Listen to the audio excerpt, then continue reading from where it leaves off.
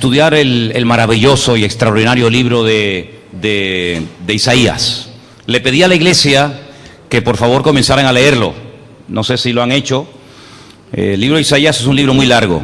Tiene exactamente el mismo número de capítulos que libros tiene la Biblia, 66.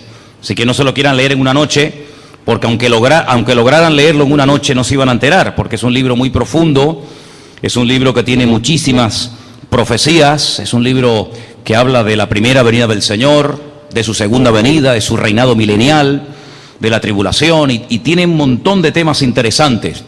Y el jueves, para los que estuvimos hablando acerca del capítulo 1, y a modo de resumen, decirles que la primera palabra que aparece en el libro, la palabra jasón, visión, es un mensaje profético que recibe el profeta Isaías para predicarlo en el sur del país. Su ministerio no estuvo en lo que es Israel, las 10 tribus del norte, sino en las 2 tribus del sur, en Judá y Benjamín, cuya capital era Jerusalén. Ustedes pueden leerlo en el versículo 1, capítulo 1:1. Y este hombre tuvo un ministerio muy amplio durante muchos años y predicó, expuso su mensaje durante el reinado de 4 reyes. Vimos que eran Usías, Jotán, Acaz y Ezequías. Estos 4 reyes, de los 4, 3 fueron buenos, 1 fue terrible. El tercero, Acaz, fue tan terrible que pasó a su hijo por el fuego, dice la Biblia. Pero los demás fueron buenos reyes. Y digamos, para mí el versículo clave del capítulo 1 es el versículo 4. Si quieren, si me miran esto porque me están moviendo las hojas de la Biblia. El versículo 4 dice: oh gente pecadora, pueblo cargado de maldad, generación de malignos, hijos depravados. El texto original dice corruptos. Aparece la palabra corruptos en la Biblia. Que dejasteis a Dios, provocando a ira al Santo de Israel, y os volvisteis atrás. Yo decía que, haciendo un pequeño esfuerzo, es como si tuviéramos un resumen de la situación que está pasando este país. Este país se ha convertido en un país de corruptos, de ladrones, de sinvergüenzas, gente que, haciendo un mal uso de su autoridad, han robado, y todavía no, yo creo que no ha salido ni la 10ª parte de todo lo que ha ocurrido en este país. Y la iglesia, los cristianos, tenemos que denunciar todo esto. Somos la sal de la tierra y somos la luz del mundo, y no podemos quedarnos cruzados de brazos, sino tenemos que rebelarnos en contra de toda corrupción, porque detrás de todo acto de corrupción hay injusticias. Detrás de toda injusticia está Satanás, que es un ladrón que viene a hurtar, viene a matar y viene a destruir. Y no es la voluntad de Dios que 4 o 5 señores, por muy políticos o banqueros que sean, se peguen la gran vida a costa de millones y millones de personas que en este país lo están pasando realmente mal.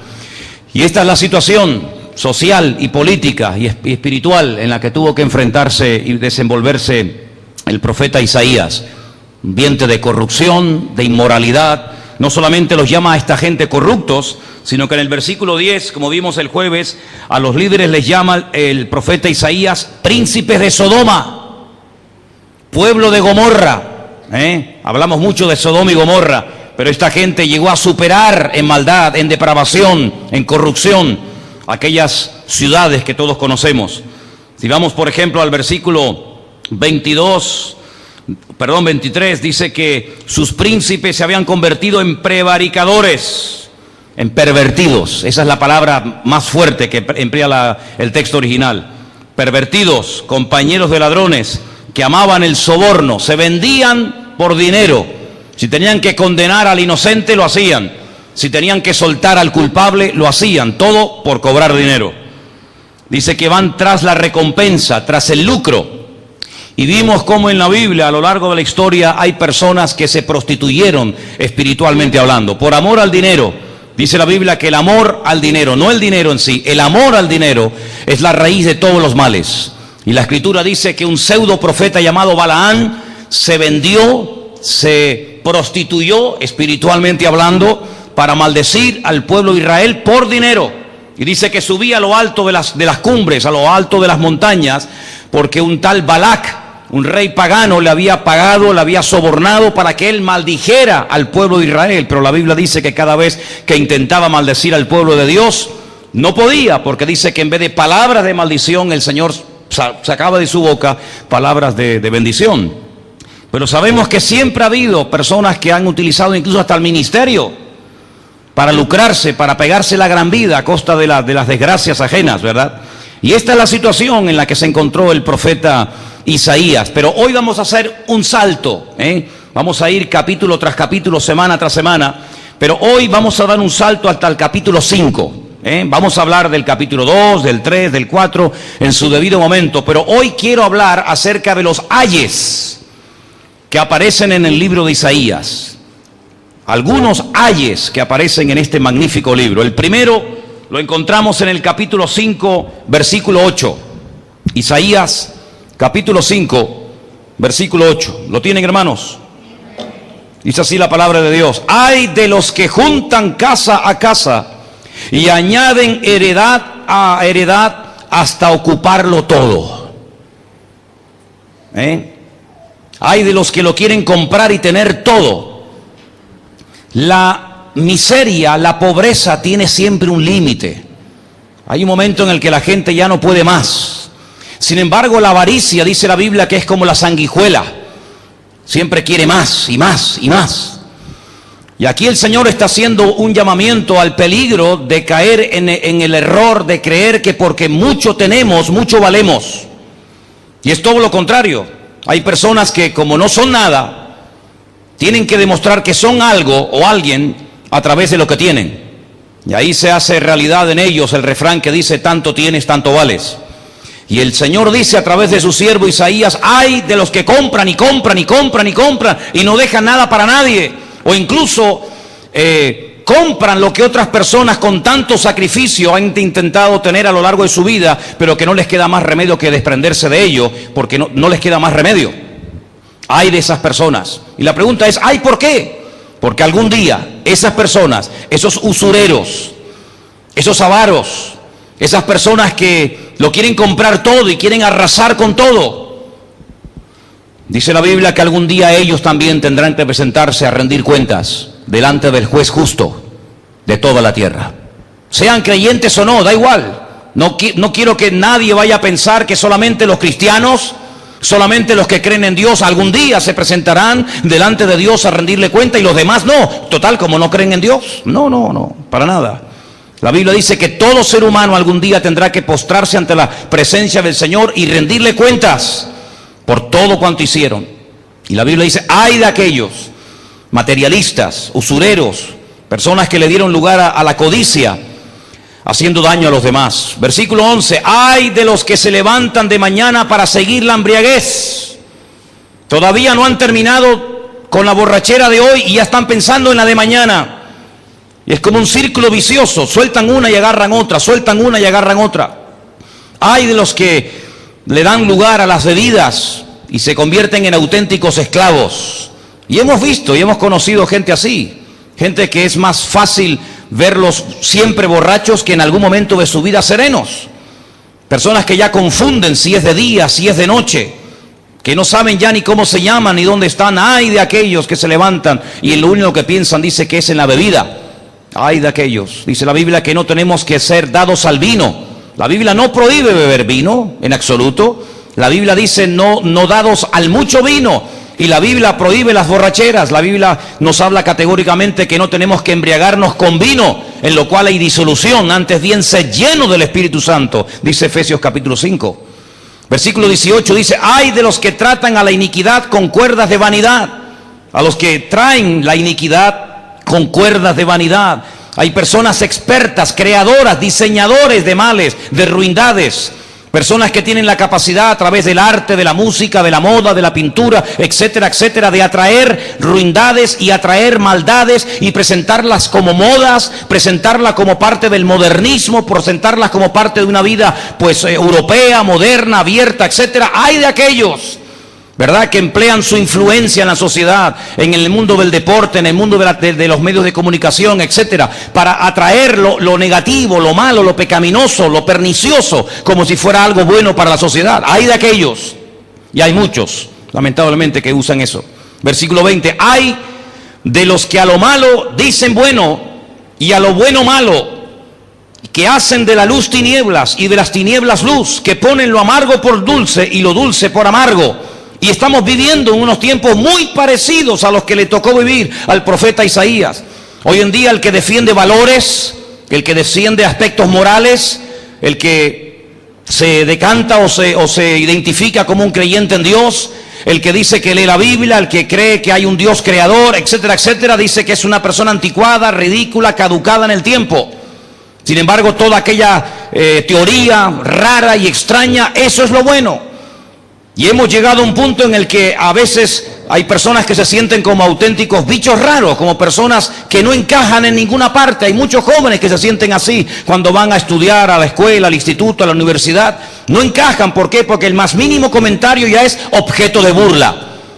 Te identificas como cristiano, ahí empiezan todas las burlas. Te identificas como creyente en Dios, ahí empiezan todas las risitas y los sarcasmos contra esa persona.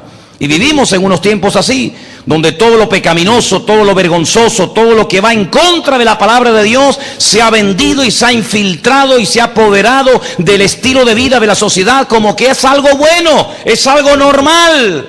Son opciones diferentes a las que hemos tenido a lo largo de toda la existencia humana. Pero sin embargo, cuando hablas de lo normal, de lo bíblico, de lo coherente, de lo racional, automáticamente eso es malo. No tiene ningún sentido. Hay de aquellos que han cambiado los valores. Hay de aquellos que han tirado por tierra toda la moral y se han convertido en auténticos degenerados y encima con poder. Versículo 21. Hay de los que son sabios a sus propios ojos y de los que son prudentes delante de sí mismos. Personas que se ponen sus propios límites, personas que se ponen sus propios conceptos, sus propias ideas. No, yo no lo veo tan malo. Al fin y al cabo yo soy una buena persona. Al fin y al cabo yo soy una persona solidaria. Yo ayudo a niños del tercer mundo.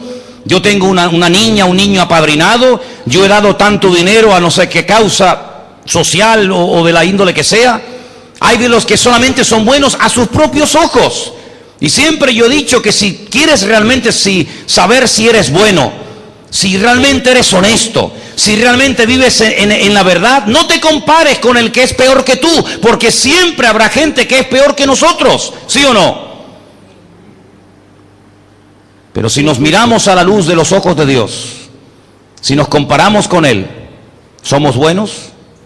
¿Somos realmente tan inteligentes y tan santos y tan puros y tan espirituales?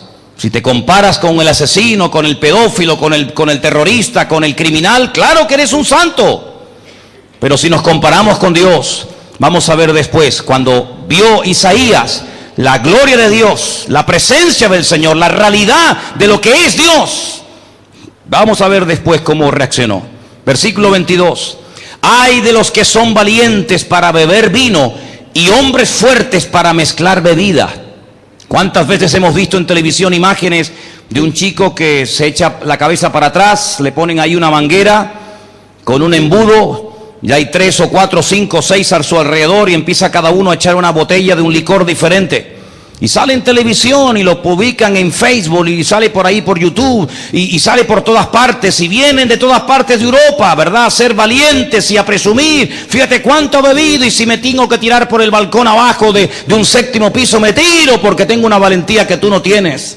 Dice la Biblia, hay de los que son muy valientes para el pecado, pero muy cobardes para las cosas de Dios. ¿Sabes que la Biblia dice que los que son cobardes para las cosas de Dios no entrarán en el reino de Dios? ¿Lo sabías? Dice, ni los adúlteros, ni los fornicarios, ni los hechiceros, ni los que se acuestan con varones. Sin embargo, la palabra de Dios habla claramente acerca de qué tipo de valentía la que Dios busca. El Señor busca gente valiente que se atreva a identificarse en medio de la sociedad como un hijo de Dios. Y no le dé vergüenza decir en tu trabajo, sí, yo creo en Dios. Pero sin embargo esa valentía hoy en día no está de moda. La valentía muchas veces consiste en eso, en mezclar bebidas, hacer todo tipo de locuras, todo tipo de disparates. Y digo una cosa entre paréntesis, he conocido gente que antes de conocer al Señor fueron muy valientes, entre comillas, para hacer todo tipo de barbaridades, todo tipo de locuras. Sin embargo, después no tienen tanta valentía para predicar el evangelio, para servir al Señor, para vivir por fe. Antes sí, hacían locuras y se tiraban y hacían cualquier cosa rara y extraña. Sin embargo, después de que se convierten al Señor, se convierten como en personas miedosas, asustadizas, tímidas. Y qué bueno sería que también fuéramos valientes para predicar el evangelio y decir: el Señor es mi Salvador, lo adoro y lo amo con toda mi fuerza y con todo mi corazón. Amén, hermanos. Dice la Biblia: los que justifican al impío mediante cohecho y al justo quitan su derecho y consumen el rastrojo y la llama devora la paja, así será su raíz como podredumbre y su flor se desvanecerá como polvo, porque desecharon la ley de Dios de los ejércitos y abominaron la palabra del Santo de Israel. ¿Quién habla hoy en día de Dios en los medios de comunicación? ¿Qué político, en qué tertulia, en qué canal de televisión o de radio o en qué periódico se exalta el nombre de Dios, se habla del Señor? Nadie habla de Dios en este país. Nadie, absolutamente, ni desde el rey hasta el último de la fila. Es como si a Dios lo hubieran arrasado y lo hubieran arrancado de su vocabulario. Y no es que no conozcan la Biblia, porque hace poco vimos a unos políticos en pleno Parlamento español ahí lanzándose versículos los unos contra los otros. No es que no conozcan la palabra de Dios, porque la conocen. Y muchos de ellos han sido criados en ambientes católicos y en ambientes, digamos, religiosos, sino que simplemente no les conviene, no les interesa hacer la voluntad de Dios. ¿Por qué? Porque se ha entronizado el ego. Son ellos los señores de su vida, no consultan con Dios, no le preguntan al Señor, no se humillan delante del Señor. Qué diferencia ver en la Biblia personajes, por ejemplo, como David, que era mucho más sabio y más espiritual que toda esta pandilla de ladrones y de sinvergüenza que tenemos en nuestro país. David era un hombre de Dios, el hombre que dice que conforme al corazón de Dios, un hombre que buscaba la voluntad de Dios, un guerrero que pedía permiso para ir a la guerra.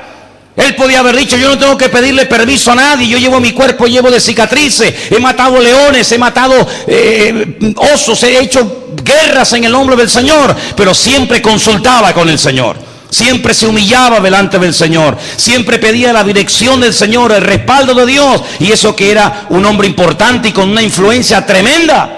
Sin embargo, esta gente que nos lidera ni cumplen con su religión. Ni siquiera con la religión que dicen tener cumplen, sino que dicen una cosa y luego hacen otra completamente diferente. A ese punto hemos llegado. Si nos vamos al capítulo 10, versículo 1 del mismo libro de Isaías, capítulo 10, versículo 1, encontramos otro ay muy interesante. Dice así: ay de los que dictan leyes injustas y prescriben tiranía. Nosotros no podemos prescribir leyes, nosotros no podemos cambiar ninguna ley, no podemos modificar el Código Penal, nosotros no podemos hacer leyes para la juventud, ni para los casados, ni para los solteros, ni para los parados, ni para los autónomos. No podemos, no tenemos esa autoridad. Sin embargo, hay gente que tiene esa autoridad, sin embargo, hay gente que tiene ese poder. El pueblo ha delegado en ellos la autoridad, la confianza, para que dicten leyes justas, para que favorezcan a todos y no a unos cuantos. Sin embargo, dice la Biblia que en los tiempos de Isaías y en nuestros tiempos también hay personas que han dictado leyes injustas, y yo me atrevería a decir incluso leyes antibíblicas. ¿Cuántos dicen amén? ¿Habrá una ley más injusta que el aborto? Se habla mucho del derecho de la mujer a abortar. ¿Y quién defiende el derecho de la criatura a vivir?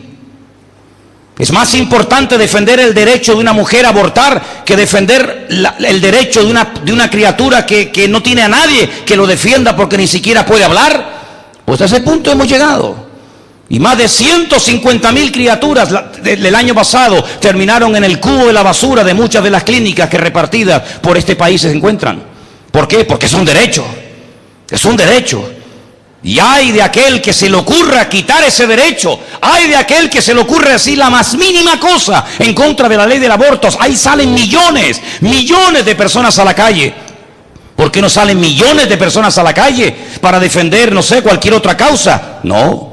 Sin embargo, para defender ese tipo de ley, que es un salvajismo, porque ni en el reino animal existe semejante barbarie.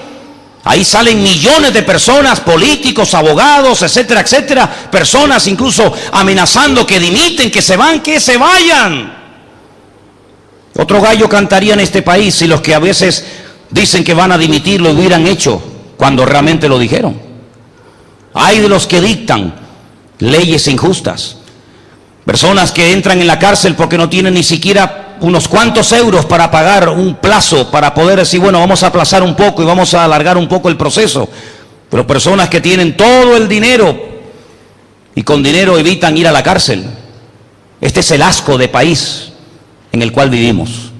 Este es el mundo que no tiene nada que ver con ese mundo perfecto y maravilloso que el Señor creó. Cuando lo terminó dijo, y vio Dios que era bueno. Vivimos en una sociedad injusta. Vivimos en una sociedad donde cada vez es más difícil practicar los valores que como creyentes en el Señor tenemos. Y por eso Isaías lloraba y Jeremías lloraba y se rasgaban las vestiduras y decían, pero ¿cuándo vais a daros cuenta de que estáis llevando el país a la ruina? Y hablaban un año y otro año y otro año y no le hacían ni caso, ni a Isaías, ni a Jeremías, ni a nadie. Y estamos hablando del pueblo de Dios. Estamos hablando de un pueblo que, como vimos el jueves pasado, fue exaltado y fue bendecido como ninguna otra nación en la tierra ha sido ni será jamás tan bendecida. Y hablábamos de tres cosas, tres hechos irrepetibles en la historia de la humanidad que este pueblo al cual está predicando el profeta Isaías experimentó en carne propia. Primero, fueron comprados por el Dios Todopoderoso, por el Creador, por el Eterno. Fueron sacados de la esclavitud en Egipto. Nadie había hecho eso por ningún pueblo. Dios los sacó, pero no los sacó de cualquier manera. Los sacó, hermanos, demostrando que todas las divinidades y el mismísimo Faraón no servían absolutamente para nada. Y sacó a ese pueblo de la esclavitud después de 4 siglos. Y no solamente los sacó, sino que los cuidó, los atendió, los pastoreó durante 40 años en el desierto. Ni un solo día, salvo el Shabbat, el Señor mandaba cada día la porción de maná que quisieran comer. Les mandó no solamente el agua, les mandó carne, les dio sol, les dio sombra. Ni siquiera la ropa se les desgastó, ni siquiera los zapatos se desgastaron. Nunca enfermaron, sino Dios siempre estaba con ellos. Dios los sacó, Dios los pastoreó, y no solamente eso, sino que en el desierto les dio el regalo más hermoso que un país puede tener, la bendita palabra de Dios. Dios se revela en el monte Sinaí con voz audible. Dice que la voz de Dios se dio. Y no es una mala traducción. La voz y los sonidos de la boca de Dios se vieron, cosa que a nosotros nos cuesta entender cómo se puede ver un sonido. Se podrá oír, pero la Escritura dice que allí vieron cosas impresionantes. Y allí baja Moisés con la palabra de Dios en la mano. Ningún pueblo en la tierra jamás tuvo el privilegio de tener la palabra de Dios entre ellos. Y para colmo, si fuera esto poco, les regala una tierra. La tierra, dice la Biblia, más hermosa del mundo. Lo dicen varios pasajes de la Biblia, que la tierra de Israel es la única tierra sobre la cual Dios tiene abiertos sus ojos desde el comienzo del año hasta el final del año, porque para el Señor es la tierra más hermosa de todas las naciones. Así que Dios los exaltó, Dios les dio su palabra, Dios marcó una diferencia entre ellos, tuvieron enseñanza, mandamientos, principios y de todo diferente, pero llegaron a lo más bajo. Le dice el Señor al pueblo de Israel en los tiempos de Jeremías: habéis llegado a prostituiros, incluso habéis llegado a esperar a vuestros amantes en el camino y le habéis pagado a ellos en vez de ellos a vosotros, a pesar de lo que el Señor había hecho por ellos. Increíble, ¿verdad? Increíble. ¿Cómo puede caer una persona tan baja después de haber llegado a la presencia del Señor de una forma tan elevada y tan sublime? Bueno, hermanos, así es. Tenemos un último ay que quisiera leerlo en el capítulo 29, verso 15. 29, versículo 15. Y dice: ay de los que se esconden de Dios. Increíble este concepto, ¿verdad? Isaías 29, 15. Ay de los que se esconden de Dios, encubriendo el consejo, y sus obras están en tinieblas. Y dicen: ¿quién nos ve? ¿Quién nos ve y quién nos conoce? Lo terrible no es que creen que se pueden esconder de Dios, sino lo terrible es que creen que Dios no los va a encontrar. Dije el otro día y lo vuelvo a repetir hoy, que Adán no era un ateo, Adán no era un pagano, Adán sabía perfectamente que él era el producto de las manos de Dios. El único hombre que no tuvo ni padre, ni madre, ni antepasados, porque él fue el primer hombre que Dios creó con el poder de su palabra. Sin embargo, es un hombre que creía en Dios, pero se escondía de Dios, creyendo que Dios no lo iba a ver y creyendo que Dios no lo iba a encontrar. Y hay gente así que va por la vida. Hay gente que piensa que puede esconderse de Dios, que pueden huir de Dios, y Dios como que no se entera, como que no sabe lo que esa persona ha hecho o está haciendo. Si volvemos al Salmo 139, el Salmo que en esta tarde se ha leído, para mí el Salmo 139 es uno de los más hermosos y profundos de todo el libro de los Salmos, y hay 150. Este es uno de los más profundos, porque aquí incluso el rey David habla incluso de la genética y de cómo Dios creó y entretejió el genoma humano dentro del vientre de la mujer. Dice, me entretejiste, y habla del genoma humano, habla de cómo Dios diseñó al embrión para que posteriormente se convirtiera en un ser humano. Y este hombre, por revelación de Dios, en el verso 7, Salmo 139, 7, dice, ¿a dónde me iré de tu espíritu? ¿A dónde? Algunos tenían el concepto de que Dios vivía en Israel, o que mejor dicho, Dios estaba en Israel, pero donde realmente vivía era en Jerusalén. De ahí que Jonás dice que quería huir de la presencia del Señor, creyendo que Dios no tenía jurisdicción fuera de la frontera de Israel, y cogió un barco y se fue en dirección contraria a Nínive, porque dice que huía de la presencia del Señor. Este hombre que conoce a Dios, este hombre que sabe cómo es Dios y vive entroncado con Dios, dice, ¿dónde me voy a esconder de su espíritu? ¿A dónde huiré de su presencia? Y ahora dice cosas muy interesantes. Si subiere a los cielos, allí tú estás.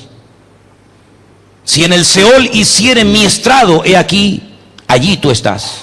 Si tomare las alas del alba y habitar en el extremo del mar, aún allí me guiará tu mano y me asirá tu diestra. Si dijere, ciertamente las tinieblas me encubrirán, aún la noche resplandecerá alrededor de mí.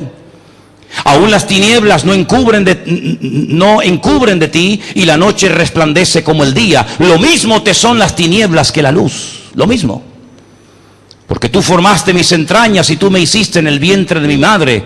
Y ahí sigue relatando cosas realmente increíbles. David sabía perfectamente que era inútil esconderse de Dios, que incluso aunque el hombre no se enterara de lo que había cometido como pecado, Dios lo sabía perfectamente. La Biblia nos enseña que David mandó a matar al marido de Betsabé. ¿Cómo se llamaba? Urías. Escribió una carta, nadie sabía el contenido de la carta. Ponme a este hombre en primera línea y cuando salgan los de la ciudad, déjenlo solo. David no abrió su corazón, no le contó a nadie su plan. Y esa carta se la mandó a través del mismo Urías. Urías la entrega, el capitán la lee y lo ponen en primera fila. Y cuando salen los de la ciudad, dice la Biblia que lo atacan y lo dejan solo y muere. Y le llega la noticia al rey: tu enemigo Urías ha muerto. Ok, muy bien. Como dice el refrán, el vivo al hoyo y el muerto al bollo. No hay problema. Pero no te olvides que hay un papelito dando vueltas, ¿eh? No te olvides que en el bolsillo del líder o del general de Israel está la carta, ¿eh? Y esa carta salió tiempo más tarde. Hizo un daño tremendo en la vida de David, porque el suegro la utilizó. Y a través de uno de los hijos de David, Absalón, el rebelde, el traidor, le intenta hacer un golpe de estado y matar a su mismísimo padre. Y para demostrar que va en serio, dice: póngame una tienda de campaña en la azotea del palacio de mi padre y tráigame a todas sus mujeres y concubinas, que me voy a acostar con ellas, para que vean que me ha hecho abominable entre mi padre y que no quiero saber nada con ese hombre, con ese sanguinario. David pensaba que su plan había salido perfecto, nadie se había enterado. Dice: pero esto que hizo David fue desagradable ante los ojos de Dios. Por eso el rey David, que sabe todas estas vivencias, conoce perfectamente que de Dios uno no se puede esconder. Y puede poner cara de niño bueno. Y puede decir sí cuando fue no. Y puede decir no estuve cuando estuviste. Y puedes decir lo que quieras. Y puede montarte la película que tú quieras. Y poner cara de bueno. Y poner cara de santo. Y levantar la mano. Y gloria a Dios. Todo lo que tú quieras. Pero David dice: ¿de dónde me voy a esconder de la presencia del Señor? ¿Dónde? ¿Crees que Dios solamente nos ve cuando nos reunimos aquí? Y cuando salimos de este lugar, cuando estás solo, Él no te ve. ¿Has llegado a ese punto? ¿Crees que te puedes esconder como Adán intentó esconderse de Dios? ¿Crees que hay un lugar? ¿Crees que hay un sitio donde puedes pecar y nadie se enteró? Amigo, no estés jugando con doble baraja. No estés creyendo que puedes pecar fuera y arrepentirte dentro, porque un día te quedas seco en el sitio donde estás, mi amigo. Así como te lo digo. Y es tiempo de que dice la Biblia que el juicio empiece por la casa de Dios. Y es tiempo de que nos demos cuenta de que Dios nos mira en lo privado y en lo público. Y aunque ofrendes, aunque diezmes, aunque alabes, aunque hables en lenguas, aunque levantes las manos, lo que quiera, el Señor sabe perfectamente lo que somos en la intimidad, cuando nadie nos ve, pero Él sí nos ve, cuando nadie nos oye, pero Él sí nos oye, y cuando nadie nos conoce, Él nos conoce. Lo sabe perfectamente. Por eso el Señor dice: ay de toda esta gente que hacen leyes injustas y que creen que nadie los va a ver y que no pasa nada y que hagamos lo que nos dé la gana, el mundo es nuestro. Ay de toda esa gente. Porque algún día uno detrás de otro como corderos tendrán que pasar delante de la misma presencia de Dios y rendir cuenta delante del Señor. Y a veces Dios no dice más, no porque no quiera decir, sino porque te ama y no quiere descubrirte de momento. Pero no abuses de la misericordia de Dios, porque Dios ya te ha dado tiempo. Y si no juegas en el tiempo de Dios, te la estás jugando. Vengan conmigo al libro de Isaías, al día que Dios lo llama. No está en orden cronológico, evidentemente no está en orden cronológico, porque en el capítulo 1 empieza a predicar y en el capítulo 6 Dios lo llama. Debería estar el llamamiento al principio, porque sin llamamiento no podría haber comenzado su ministerio. Pero da igual, en el capítulo 6, Isaías dice: en el año en el que murió el rey Usías. Ese año en el que murió el rey Usías, dice Isaías: yo vi al Señor sentado sobre un trono alto y sublime, y sus faldas llenaban el templo. Es interesante notar este dato. Yo vi al Señor, yo vi su presencia y su gloria cuando murió el rey Usías. Si le damos la vuelta al texto, podríamos decir: ¿y por qué hasta que no murió el rey Usías, la gloria de Dios estaba como detenida? Bueno, yo lo dije el otro día, que el rey Usías fue un buen rey durante muchos años, muy buen rey. Dios lo prosperó, Dios lo bendijo, pero en la última etapa de su vida hizo algo terrible. Y no lo hizo por ignorancia, Yo siempre he dicho que cuando uno peca por ignorancia, todavía, entre comillas, tienes una justificación. Pero cuando pecas porque sabes lo que estás haciendo, después de haber recibido el conocimiento de la verdad, estás entrando en un camino muy, muy peligroso. Y en este terreno, cuando uno peca deliberadamente, como dice el libro de Hebreos, hay una característica típica, y es que se pierde la sensibilidad. No se siente mal pecando. Y esa es una de las evidencias de que ya entró en un camino muy peligroso, que ya ni siente ni padece, peca y no se siente mal. Es capaz de predicar y acaba de pecar. Es capaz de hablar del Señor o de alabar a Dios y hace 10 minutos la estaba liando. Y esa es la evidencia de que ha entrado en un callejón sin salida, el pecar deliberadamente. Y Usías entra en el templo y dice: yo hoy quiero presentar el sacrificio, quiero presentar el incienso al Señor. Los sacerdotes le dicen con todo respeto: tú no puedes, oh rey Uzías. La unción que Dios te ha dado no es para ser sacerdote, sino para ser rey. Sal de aquí, tú no puedes ni siquiera estar en este lugar. Pero Uzías no hizo caso. Uzías creía que porque había estado tantos años en el trono y era un buen rey, prosperado y bendecido, él podía hacer lo que le daba la gana. Total, no pasa nada. Dice la Biblia que ese mismo momento quedó leproso. Brotó la lepra en su frente y cuando le vieron le dijeron: sal de aquí corriendo, porque estás inmundo en la casa de Dios. Y dice que vivió hasta el resto de sus días en una casa aparte del palacio en Jerusalén, leproso. ¿De qué sirve haber vivido toda la vida bien si al final lo echas a perder? ¿Podrán las justicias del justo el día que se apartare de ellas librarle del juicio de Dios? Dice no. ¿Podrán ser un impedimento los pecados del pecador el día que se apartare de ellas y se arrepintiera y buscara al Señor? Pues tampoco. En otras palabras, no es vivir del tiempo de gloria, no es vivir de las glorias del pasado, sino la pregunta es: ¿cómo estoy hoy yo delante de la presencia del Señor?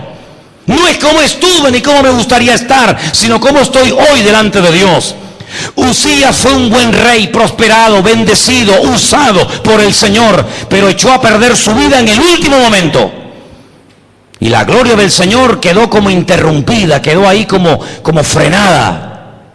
Pero cuando él muere, la gloria del Señor vuelve otra vez a manifestarse. A veces hay hogares que no tienen la bendición de Dios porque uno de los dos está en desorden y está impidiendo que su mujer o su marido o sus hijos vivan en la bendición de Dios, porque él o ella es un impedimento, es un tapón para que la gloria del Señor se manifieste en esa familia. Así de claro. Y es interesante notar que cuando Uzías muere, automáticamente el Señor se manifiesta. ¿Pero a quién se manifestó? ¿A todo el país? No, a todo el país no. ¿Cómo se va a manifestar a todo el país? Si el profeta Isaías llegó a decir: este pueblo se acerca a mí con sus labios, pero su corazón está muy lejos de mí.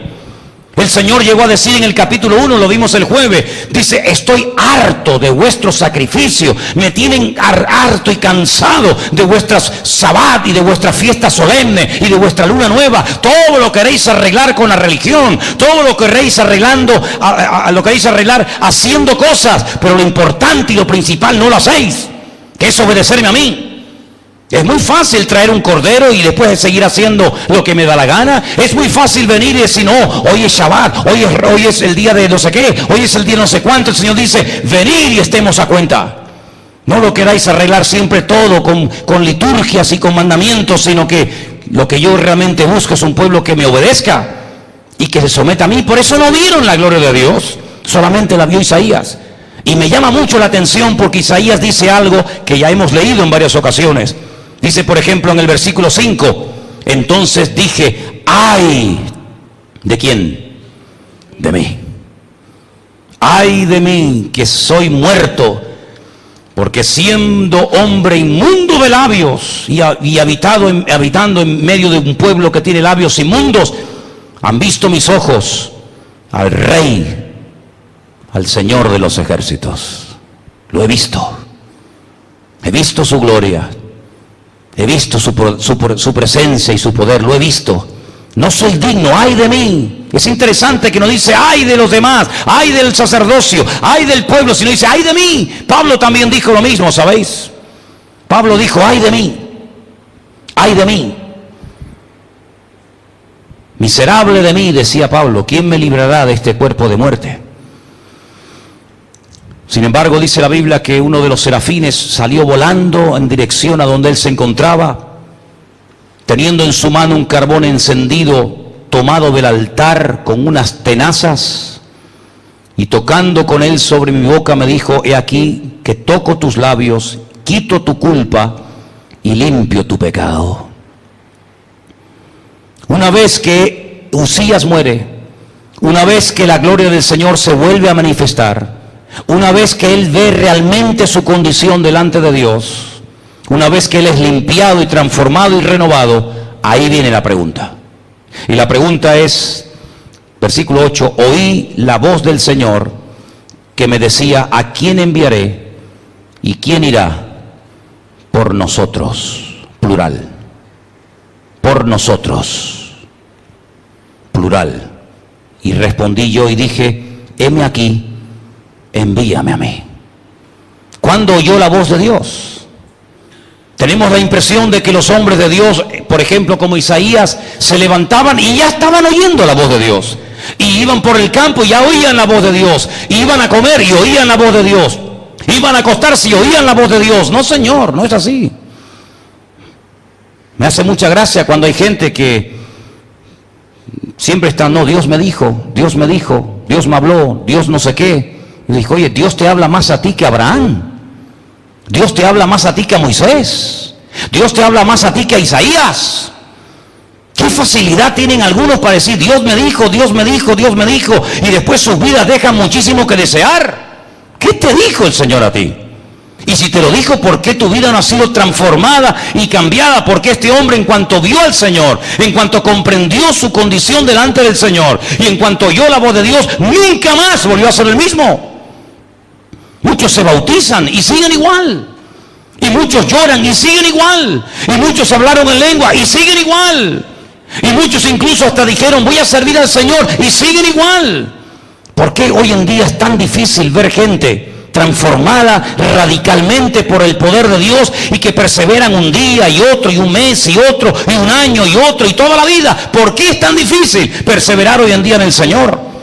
¿Realmente hemos entendido lo que es convertirme? Yo estoy sinceramente pensando que hay muchas personas que ni siquiera saben lo que significa convertirse. Algunas personas han cambiado la misa por el culto. Y algunas personas han cambiado, pues, la hostia por el pan y el vino. Pero ¿tú realmente estás convertido? ¿Verdaderamente hay temor de Dios en tu corazón? Isaías vio perfectamente su ruina personal, no solamente la del pueblo, su ruina personal, pero pidió ayuda. Dijo, ay de mí, Señor, ¿y ahora qué hago? Y el Señor lo restauró, el Señor lo limpió, el Señor lo perdonó, y eso es lo primero que tiene que comenzar a verse más en nuestra vida. El pedir perdón a Dios. A veces pensamos que el perdón fue algo que tuvimos que hacer hace 30 años. Cuando alguien nos evangelizó, aceptamos al Señor, pedí perdón y ya está. Hermanos, ¿sabéis qué? Todos los días tenemos que pedir perdón al Señor, ¿sí o no? ¿O tú no? ¿Tú no? Todos los días tenemos que pedirle perdón a Dios por algo. Cuando no es una mirada, es un pensamiento, cuando no es un comentario, cuando no es una actitud, cuando siempre, constantemente vivir en un continuo arrepentimiento delante del Señor, que es muy diferente que vivir en una actitud de condenación. Yo no vivo bajo condenación de nada ni de nadie. Yo soy libre en el Señor, pero cuando uno se acerca a un Dios santo, a un Dios perfecto, a un Dios que exige mucho de nosotros, nos damos cuenta de que el Señor nos muestra muchas debilidades y muchos aspectos de nuestra vida que tienen que ser mejorados. ¿Habrá alguien aquí esta tarde que diga, ay de mí? ¿O hemos llegado a un nivel de santidad y de consagración y de compromiso con el Señor que digamos, no, yo la verdad no tengo que arrepentirme de nada? ¿Seguro? Si subiera esta tarde el Señor a este púlpito y se nos quedara mirando a todos y a cada uno de nosotros, ¿no nos entraría temor en nuestro corazón por algo que nos pudiera indicar el Señor, que aún está en nuestra vida, que nadie sabe ni conoce, pero que aún nos domina y que aún está? ¿Sí o no? Sin lugar a dudas, sin lugar a dudas. Isaías tenía una responsabilidad tremenda, pero para comenzar a decirle a los demás lo que tenían que hacer, el primero que tenía que cambiar era Isaías. Y a veces tenemos la tendencia de decirle a los demás cómo tienen que vivir, decirle a los demás cómo tienen que hacer. Como yo le decía hace poco a un hermano, me encontré no hace mucho tiempo con una persona por aquí, por esta zona, y me dio un estudio en 10, 15 minutos impresionante, un estudio bíblico alucinante, perfecto, no hay queja ninguna. Me decía cómo tienen que ser los pastores. Ese fue su su tema, su mensaje. No me pidió ofrenda de milagro. Los pastores tienen que ser así y así y así. Los pastores no pueden no sé qué. Y los pastores tienen que no sé qué. Y los pastores no pueden tal. Y los pastores y vuelta. Y me dio un estudio alucinante. Y yo, cuando terminé, le dije, oye, de verdad que eres un fuera de serie, ¿eh? Perfecto, digo. De verdad digo, perfecto, ¿eh? Sinceramente, yo no lo hubiera hecho mejor. Pero me dejas decirte una cosita. Sí. Digo, qué pena que no sepas cómo tienes que vivir tú. Porque me has dado, sin pedírtelo yo, un estudio de cómo tengo que ser yo. Pero ojalá que aprendieras también a vivir como oveja. Serías un fuera de serie. Dios me dio vuelta, se fue y nunca más lo volví a ver. Tenemos esa disposición siempre, ¿verdad? Desde pequeños siempre tenemos la tendencia de ver el fallo, de ver el error, de ver el pecado de fulano, de mengano, y mira cómo es, y mira cómo no es, y mira cómo viene, y mira cómo no viene, o mira si vino, mira si no vino. Tenemos esa tendencia. Pero yo veo en Isaías, hermano, una actitud diferente. Isaías dijo, ¡ay de mí! Y dijo, ¡ay de mí! ¿Por qué? Porque vio la presencia y vio la gloria del Señor. Y cuando nosotros nos vemos muy bien, probablemente es porque hace mucho tiempo que no sabemos lo que es estar quietos en la presencia del Señor. Porque cuando uno vive en la presencia del Señor, uno tiene temor. Uno tiene, lo que dice la Biblia, el principio de la sabiduría, ¿cuál es? El temor de Dios. El temor de Dios. Y por eso, amados hermanos, el libro de Isaías me apasiona. Porque él es un hombre que denuncia los pecados del pueblo. Él es un hombre que no se corta y le dice a la gente perversos, corruptos, pecadores, etcétera. Pero también es un hombre que cuando se encuentra en la presencia de su Dios, él reconoce que también hay cosas en su vida que tienen que ser cambiadas. Es decir, Isaías es un hombre que tiene las ideas claras. Yo te pregunto, ¿tú tienes las ideas claras? El otro día dije algo que espero que lo recuerden. En todo el Antiguo Testamento, la palabra safek, duda, no existe. No sale la palabra duda por ninguna parte en el texto original. ¿Por qué? Porque el Señor no quiere, bajo ningún concepto, que su pueblo sea un pueblo que tenga lagunas, que tenga dudas, que todavía no conozca ni a quién Dios, a qué Dios tiene. Y quiero terminar, amados hermanos, con este versículo, con el que el jueves abríamos el culto. Isaías 1:4. Léalo conmigo, por favor. Isaías 1:4. Y dice así. ¿Lo tenéis? Oh gente pecadora, pueblo cargado de maldad, generación de malignos, hijos depravados, que dejaron al Señor, provocaron a ira al Santo de Israel, y se volvieron atrás. Fíjate lo que les dice. Primero, lo que son: pecadores, pueblo cargado de maldad, generación o pueblo de malignos, hijos depravados, o como les dije antes, corruptos. Pero ahora dice, ¿por qué llegaron a esa situación? No fue algo así que de la noche a la mañana pasaron de ser buenos a ser malos, o de ser santos a ser pecadores. No, no. El motivo, la razón por la que su vida había llegado a ese extremo es porque primero dice, dejasteis al Señor. Y cuando uno deja a Dios, la Biblia nos enseña que atrae sobre su vida la ira del Santo de Israel. En otras palabras, las consecuencias de la desobediencia, las consecuencias de vivir de espaldas a Dios, no las vemos claras, hermanos. No vemos cómo España ha entrado en un callejón sin salida, en un país que da pena verlo, donde uno siente hasta vergüenza ajena. El primer país de Europa que permite el matrimonio entre homosexuales. El primer país, ni Francia, con todo lo liberal que ha sido durante toda su vida. Nosotros fuimos los primeros. Y fuimos el primer país que aceptó la famosa Constitución Europea. ¿Os acordáis de aquello? ¿Y quién que escribió esa Constitución? ¿Quién la hizo? Alguien tuvo que redactarla. Alguien tuvo que poner sus artículos, sus estatutos, punto 1, punto 1A, 1B. ¿Quién escribió eso? Jacques Chirac, expresidente de la República Francesa. jefe de los Illuminati, de los masones, grado 33 de Europa. Amigo, ¿qué te parece? ¿Qué te parece? Un hombre que llegó a decir que si un hombre quería casarse con un animal, no veía nada mal en hacerlo, con tal de que sea un ser vivo. Usted quiere casarse con una gallina y tener una gallina por suegra, adelante, no hay ningún problema. Quiere casarse con un burro, quiere casarse con un faisán, quiere casarse con un pavo, no hay ningún problema. Seamos modernos. Cuanto más raros, más modernos seremos. Así fue. ¿Y cómo ha ido España cayendo en picado de una forma terrible, terrible? Pero cuando no llueve, o cuando hay tragedias, o cuando hay desgracias, la gente hacía como antaño, como en la Edad Media.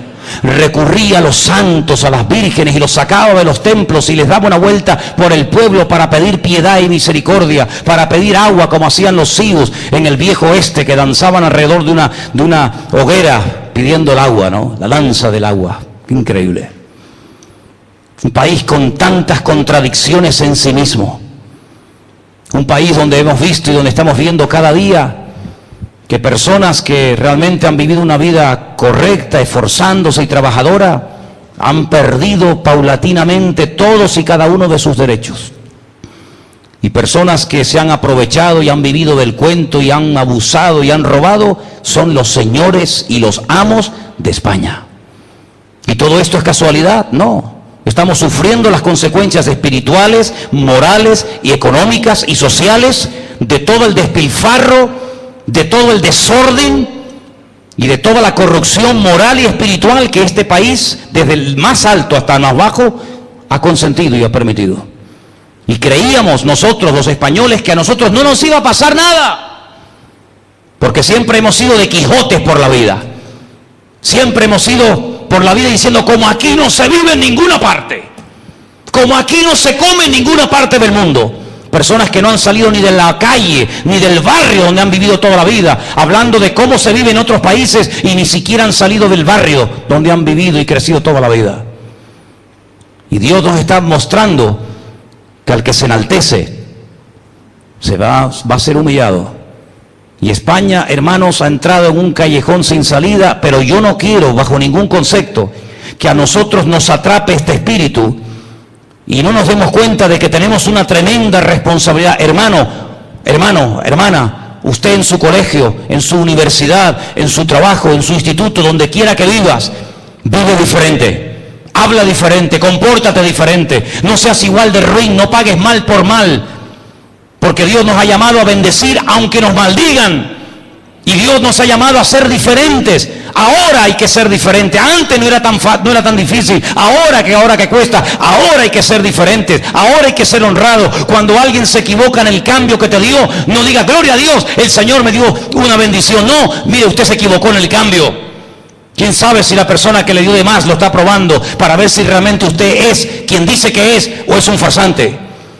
Ha llegado el momento cuando nuestras conversaciones, nuestra forma de hablar, nuestros hijos, nuestros jóvenes, tienen que ser diferentes en medio de un país que ya no hay punto de referencia. ¿Cuál es el punto de referencia en esta nación? ¿Cuál es? ¿La derecha?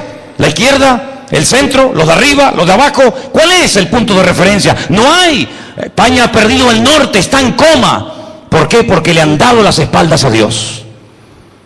Y hasta que España no se humille ante la presencia del Señor, desde el rey hasta el último de la cola, hasta que no se humillen delante de Dios y se dejen de vivir del cuento y se dejen de vivir de apariencias y dejen ese espíritu de soberbio que tenemos, España no levantará y restaurará esta tierra. Podrán engañarnos con milongas, podrán decir lo que quieran, pero el gran problema de esta nación es un problema espiritual, porque han querido sacar a Dios de todas partes y lo han conseguido, Pero amados, el Señor nos ha puesto a nosotros aquí como a Isaías. Isaías estaba solo ante el peligro, ¿sabes? Isaías no tenía 1,000, 2,000, 3,000, 4,000, 20,000 hermanos que lo apoyaran en oración, que estuvieran con él. Él estaba más solo que la una. Nosotros, gracias a Dios, no estamos solos. Cuando ibas al carnaval, mirabas el reloj.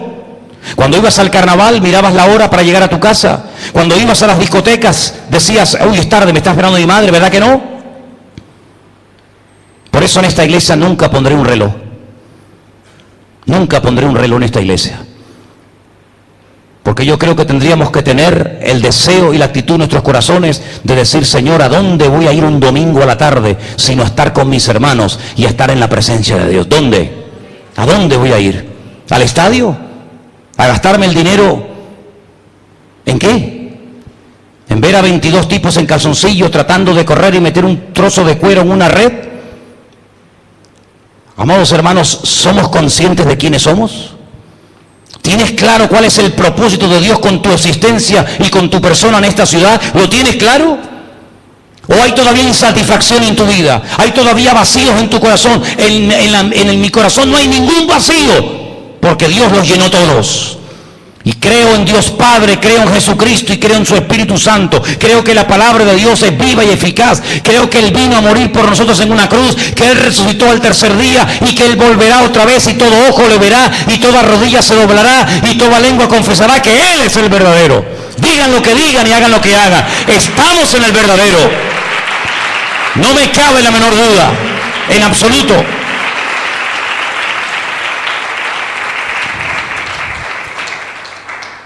Y tengo por ahí un Corán. Yo he leído mucho el Corán también, ¿saben? Porque para hablar del Corán hay que leerlo. Hay una bolsa por ahí, ¿verdad? ¿Me la podéis acercar un momento, por favor, si sois tan amable? Con todo respeto, ¿sí? ¿Te han leído el Corán alguna vez? ¿No? Yo sí. Al azar. Cualquier página. Alá ha oído las palabras que ha litigado en su casa contra su marido y es el que ha elevado quejas. Aquellos que repudian a su mujer dicen, consideran a las madres como sus madres. En verdad Alá es perdón e indulgencia. El que no haya cautivos para rescatar ayunará 2 veces. Los que repudian a la mujer formulan la separación perpetua y vuelven atrás, esposo divorciado. Como percibe Alá, sabe las cosas que hacéis. ¿Usted ha entendido algo? A lo mejor es que cogí una página equivocada. Que sus riquezas sus hijos seduzcan, Alá quiere castigarlos. Cuando el sura que les instala a creer a Alá, ir a la guerra del profeta, desde lo alto los más acomodados solicitaron ser eximidos. Han preferido quedarse atrás, el sello ha sido imperado en sus corazones, no oyen nada. Alá ha preparado para ellos jardines regados. Algunos en el desierto han venido a excusarse, un doloroso y débil enfermos que no tienen medios están obligados a ir a la guerra, ni los acudidos permitidos monturas, y cuando has dicho no tengo monturas, volvieron las lágrimas de sus ojos. ¿Usted ha entendido algo?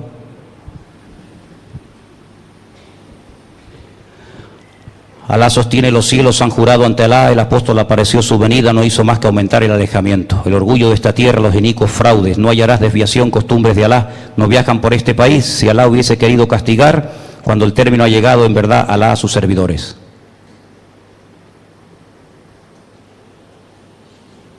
No he entendido nada, ¿verdad? Yo no soy muy inteligente, pero tampoco soy ningún estúpido. He leído cientos de libros y generalmente en un alto porcentaje de lo que leo me suelo enterar. Pero con 53 años que tengo y después de 34 años sirviendo al Señor, estar todo el santo día leyendo, les prometo, con todo respeto lo digo, que muchas cosas que leo no las entiendo. Pero hay otras cosas que sí entiendo perfectamente. Por ejemplo, esta.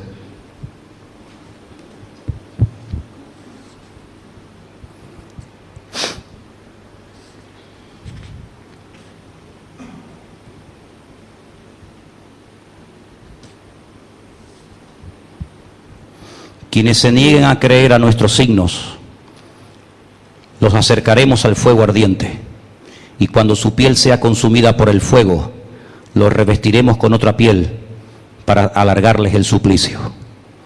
Los que no creen serán introducidos en jardines regados con agua, y allí permanecerán eternamente. Pero fíjate qué interesante.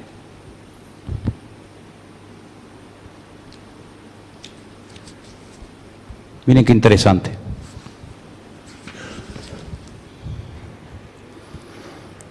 Alá los ha cubierto de maldición a todo aquel que no ha creído en Él. Los que no creen en Él serán condenados en el fuego. Sigo, por ejemplo, podríamos hablar acerca de: si deseáis cambiar a vuestra mujer por otra, tendréis que darle 100 dineros, aunque no los quiera. Los hombres, esto sí lo entiendo, muy bien lo entiendo, y tú lo vas a entender también. Los hombres son superiores a todas las mujeres, a causa de las cualidades por medio de las cuales Alá los ha elevado por encima de las mujeres. Esto también lo entiendo. Reprenderéis a todas las mujeres cuya desobediencia temáis. No te ha desobedecido, pero por si acaso. Reprenderéis a todas las mujeres cuya desobediencia temáis, las relegaréis en lechos apartes y las azotaréis. La palabra misericordia, la palabra perdón, la palabra segunda oportunidad y clemencia no aparecen en el Corán. Yo he conocido un Dios de misericordia, de perdón, y todos los que estamos aquí esta tarde, estamos aquí, ¿sabéis por qué? Porque Dios es clemente, pero lo ha demostrado. Dios es un Dios de misericordia y lo ha demostrado. Y Dios es un Dios que perdona y lo ha demostrado. Es un Dios lento para la ira, pero grande en misericordia. Pero ¿sabéis por qué hay tantas personas que todavía creen que hay otras religiones que le pueden dar más que Dios? Porque los que conocemos a Dios no hemos tenido el valor de decirles: hay un Dios de amor que mandó a su Hijo, porque no hay ningún problema en que Dios tenga un hijo, en absoluto, al contrario, porque Dios amó de tal manera a este mundo que dio a su Hijo, al único que tenía, para que lo mataran, para que lo torturaran, para que le hicieran todo tipo de barbaridades. Ya habéis terminado con mi hijo, ya lo habéis hecho suficiente, ya habéis acabado con su vida, sí. Pues ahora a este que habéis rechazado, a este que habéis tirado por tierra, yo lo voy a levantar y lo voy a poner como punto de referencia para todas las naciones de la tierra. Y miradlo a él y seréis salvos, dice la Escritura. Eso es lo que hemos entendido del Evangelio. Por eso nos ha tocado vivir en un país de corruptos, sí, es verdad.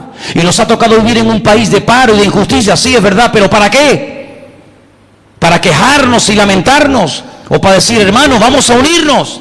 Vamos a levantarnos en pie de guerra y hacer, pero una verdadera revolución. Pero una revolución no con armas, no con guerra, no con espada, no con ejército, no con jabalina, sino del amor y del Espíritu Santo del Señor. Si somos capaces de mentalizarnos, si somos capaces de interiorizar que estamos en esta tierra no para pegarnos la gran vida, no para que despilfarre los recursos que Dios ha puesto en tu mano, sino para predicar las virtudes de aquel que nos llamó de las tinieblas a su luz admirable. En este país veremos milagros, veremos señales, veremos prodigios, pero es tiempo de que todo eso empiece por la casa de Dios, por nuestras vidas.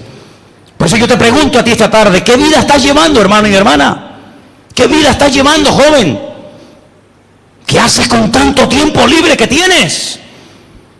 ¿Qué estás haciendo con tu vida? ¿Sueñas para Dios? ¿Cuáles son tus planes de futuro a corto y a largo plazo? ¿Qué estás haciendo con tu carrera? ¿Qué estás haciendo con tus estudios? ¿Qué estás haciendo con tu matrimonio? ¿Qué estás haciendo con tus hijos? ¿Qué haces? Algún día todos tendremos que rendir cuenta delante de Dios.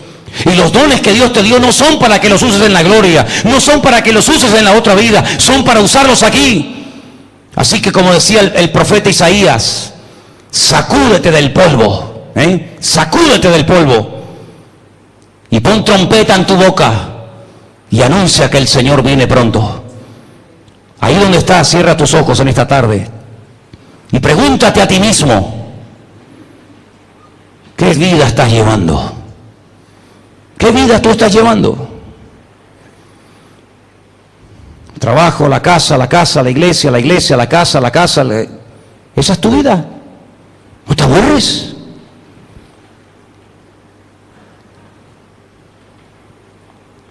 ¿Cuándo fue la última vez que le dijiste como el profeta Isaías al Señor, heme aquí, Señor, heme aquí? Úsame a mí, Señor. No sé lo que los demás dirán, no lo sé. Pero úsame a mí, Señor. Envíame a mí, Señor.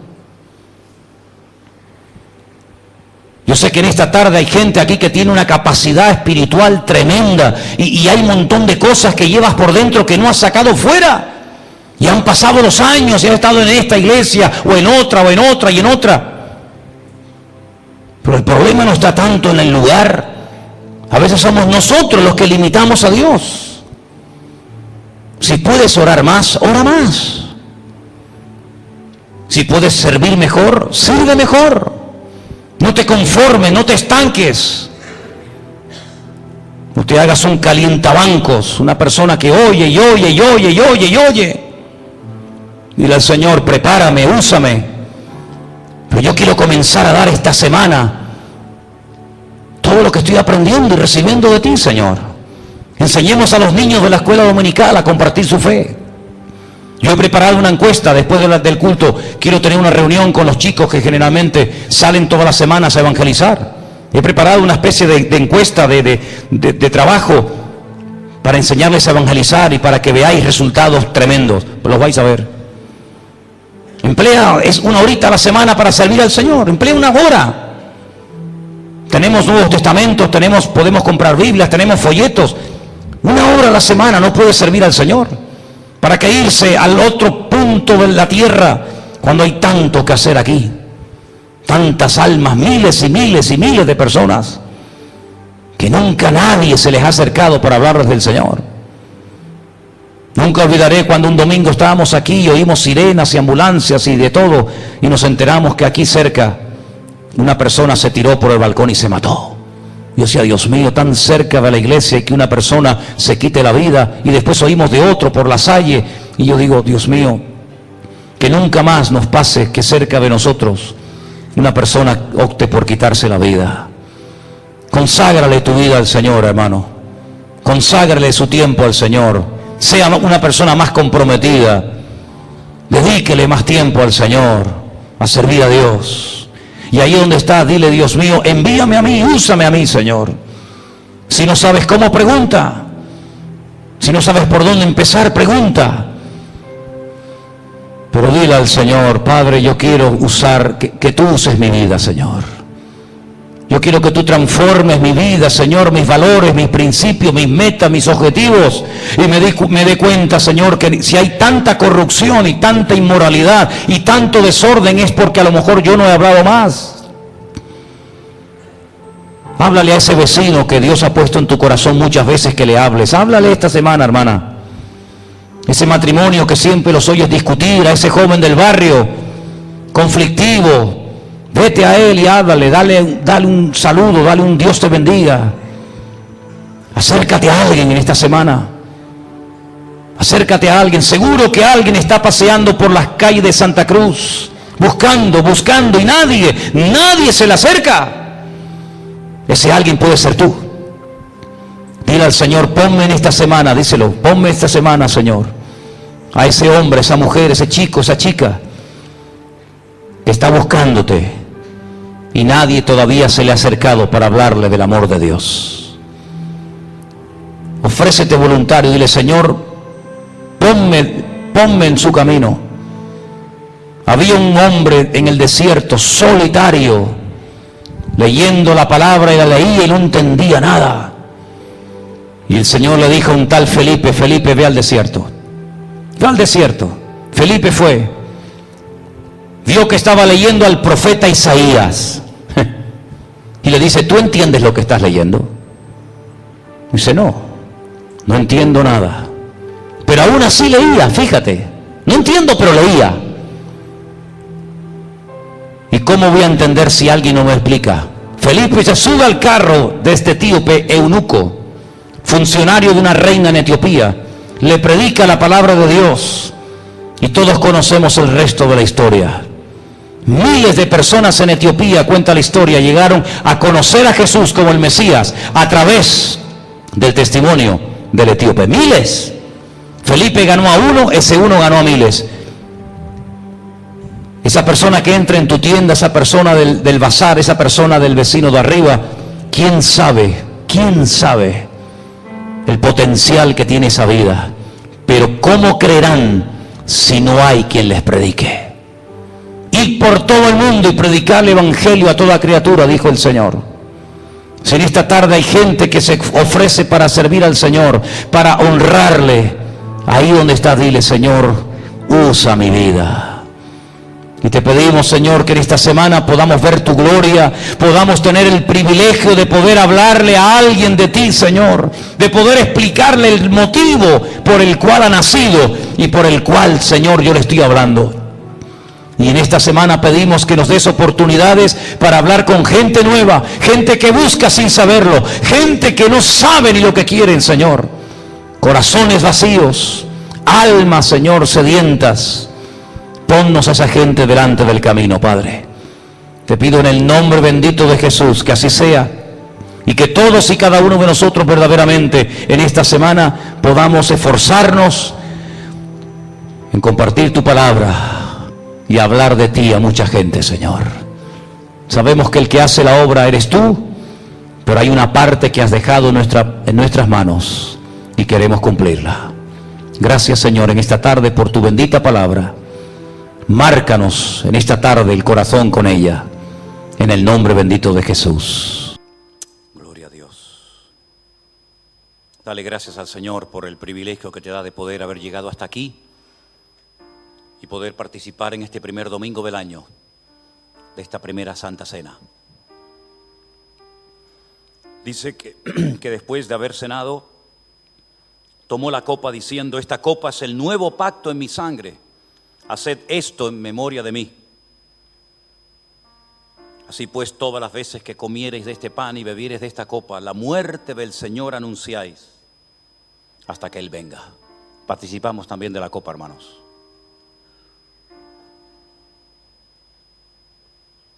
Gracias, Señor Jesús. Bendito sea tu nombre, mi Dios. Gloria a ti, Jesús. Trae renuevo y fortaleza a tu amada iglesia, Señor. Levanta a los que han caído y tropezado y se han enfriado en tus caminos. Y que siempre te demos a ti toda la alabanza y la gloria y el honor como solamente tú te lo mereces, Señor Jesús. Gracias, Padre amado.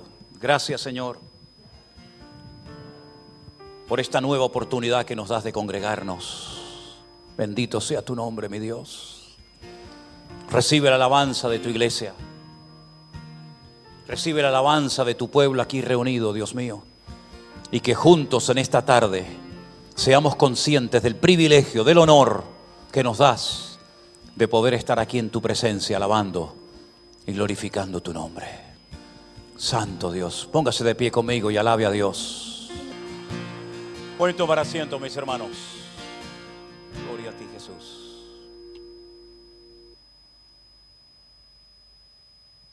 No sé si los niños pequeños van a pasar a sus respectivas clases. Si no, todos nos quedamos aquí para escuchar la palabra de Dios.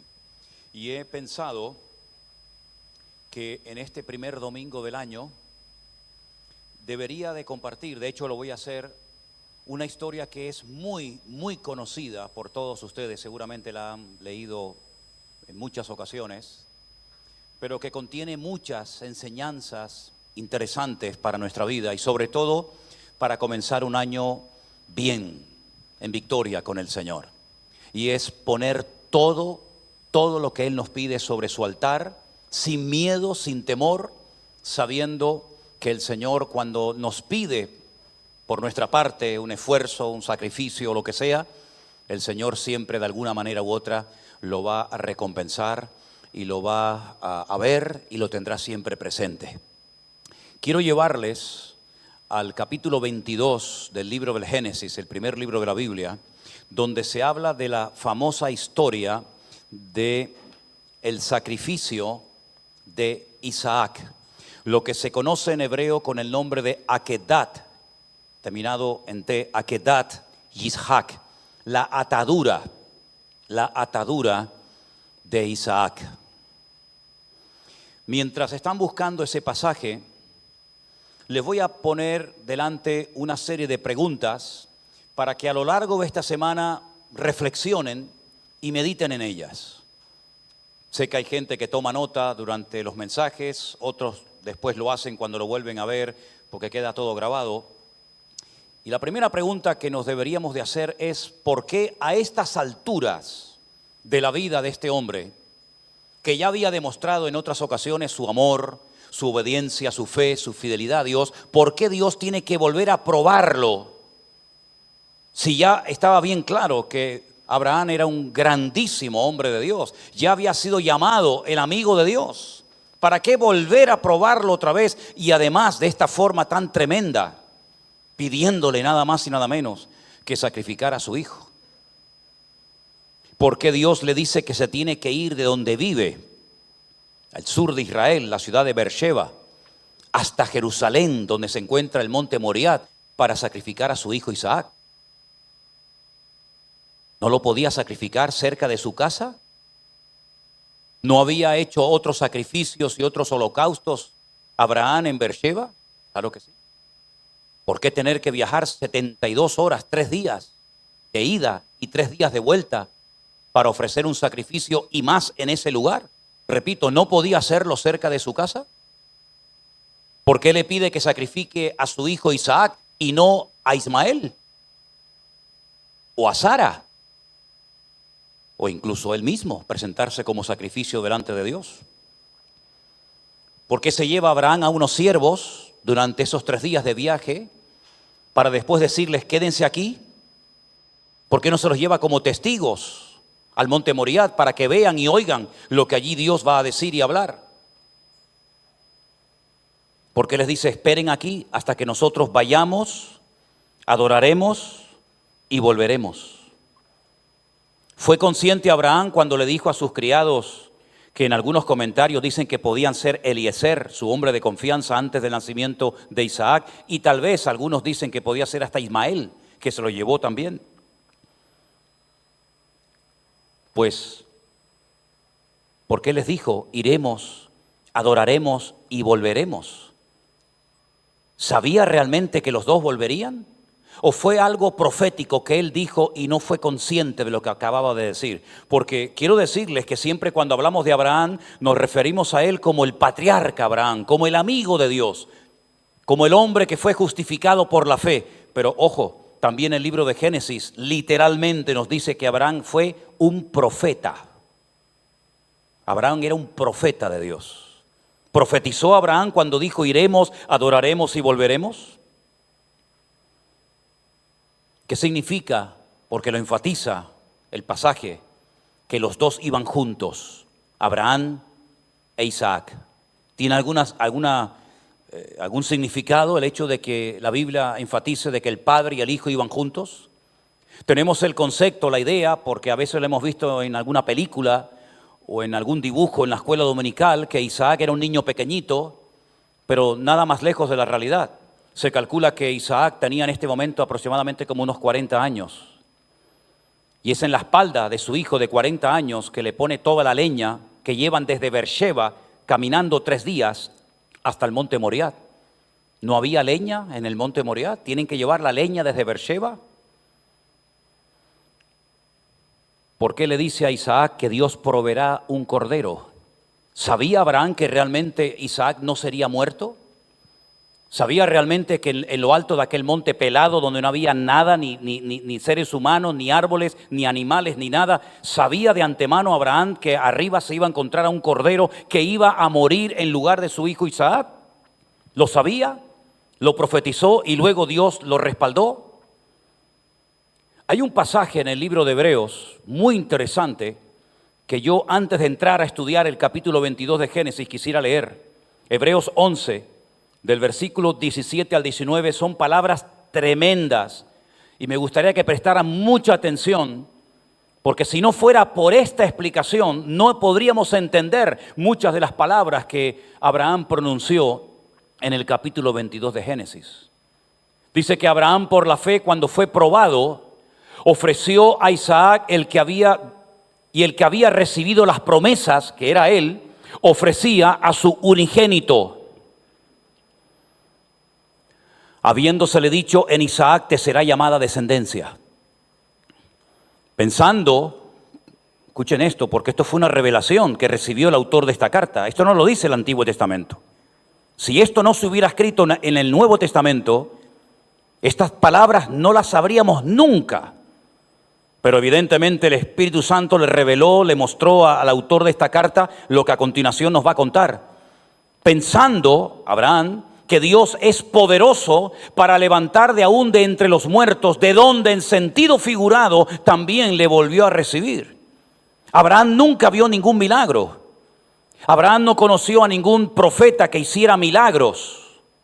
Nunca vio a un mudo hablar, ni a un paralítico levantarse, a un ciego volver a recuperar la vista, o a un muerto resucitar. Nunca lo vio, según la historia de la Biblia.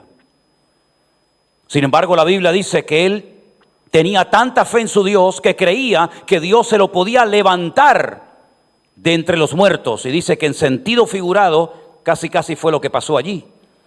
Tal vez por eso se atrevió a decirle a los dos criados o a los sirvientes que llevaba: iremos, adoraremos y volveremos. Porque ahora sabemos por qué habló así. Porque sabía que Dios, si permitía que Isaac muriera, se lo podía resucitar de entre los muertos y sería la primera persona en toda la historia de la humanidad, que no fue así, pero sería en ese caso la primera persona que resucitara de los muertos, cuando no tenía ningún punto de referencia. Ahora sí les voy a llevar a Génesis capítulo 22, por favor. Aconteció después de estas cosas, y ahí tenemos que pararnos.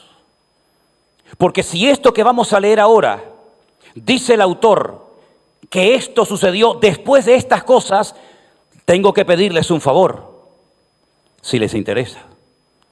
Tienen que leer el capítulo 20 y el capítulo 21 de Génesis, porque si no, no saben a qué cosas está haciendo referencia aquí. ¿Por qué después de lo que pasó en el capítulo 20 y en el capítulo 21, Dios prueba a Abraham? Porque lo probó después de algo que había ocurrido. No lo probó en cualquier momento de su vida, sino después de estas cosas. Y hay que saber a qué cosas se refiere. No tengo tiempo para explicárselas, sino el mensaje sería muy largo y me temo que muchos se irían. Pero fue después de estas cosas que ocurrieron, lo que le pasó con su esposa, lo que le pasó con el rey Abimelech, etcétera, etcétera, que Dios decidió probar a Abraham y le dijo: Abraham, y él respondió: heme aquí. Heme aquí.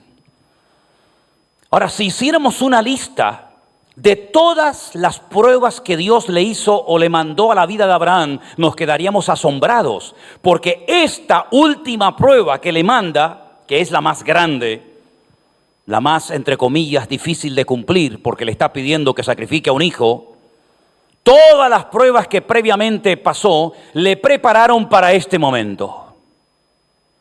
Para los que toman nota, para los que quieren saber algunas de las pruebas por las cuales el Señor hizo pasar a Abraham antes de esta, la primera fue, sin lugar a dudas, cuando le dijo: sal de tu tierra y de tu parentela. Parece fácil, ¿no?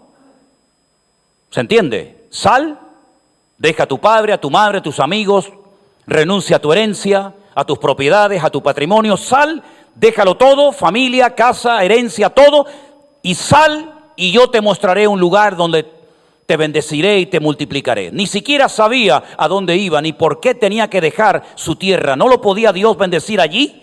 ¿Que para bendecirlo tenía que dejar esto para poder apropiarse de esto otro? Esa fue la primera prueba. Y ahí empezó todo. Si no hubiera aprobado ese primer examen, todo lo demás nunca hubiera ocurrido. Nunca hubiera llegado este momento de la aquedad, de la atadura de Isaac. Porque aquella fue la primera prueba, el primer examen en su vida que tuvo que aprobar. Y lo aprobó, y con buena nota, porque dejó su tierra, su parentela, aunque se le pegó su padre, se le pegó su sobrino, pero salió por fe sin saber a dónde iba. Y literalmente Hebreos 11 dice: por la fe salió Abraham. ¿Cuántos dicen amén? La primera prueba. La segunda, cuando llega a Canaán, ya está en el territorio, ya está en el lugar donde Dios le había dicho que lo bendeciría.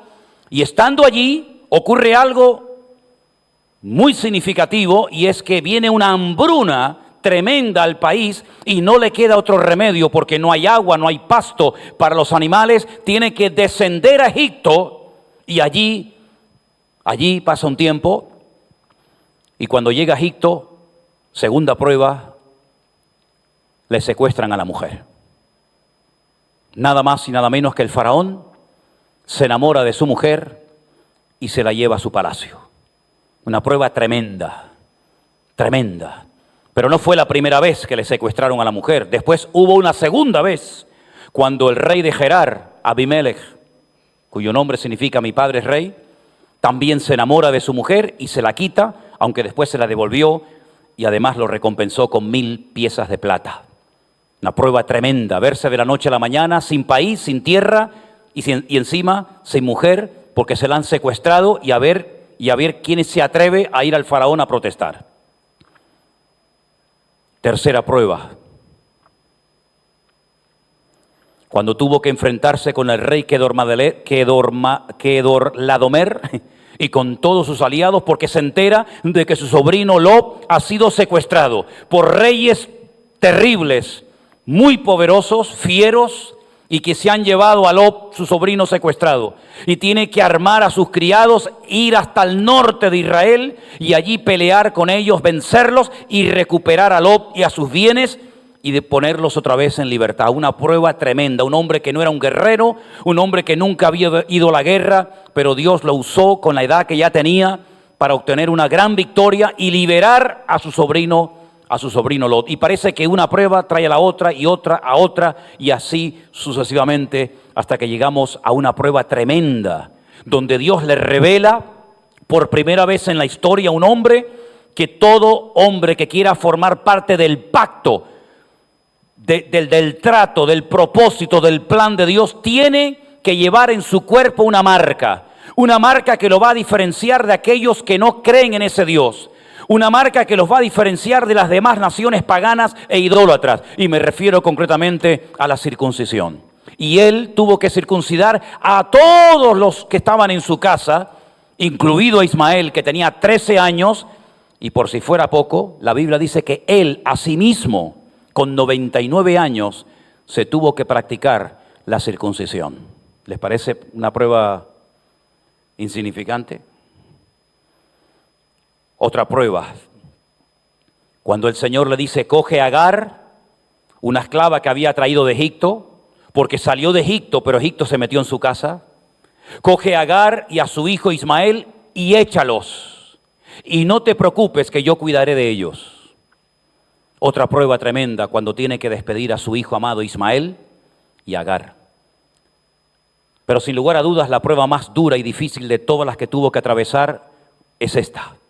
Cuando el Señor le dice, toma ahora tu hijo, versículo 2, tu único, Isaac, a quien amas, y vete a la tierra de Moriah, y ofrécelo allí en holocausto sobre uno de los montes que yo te diré.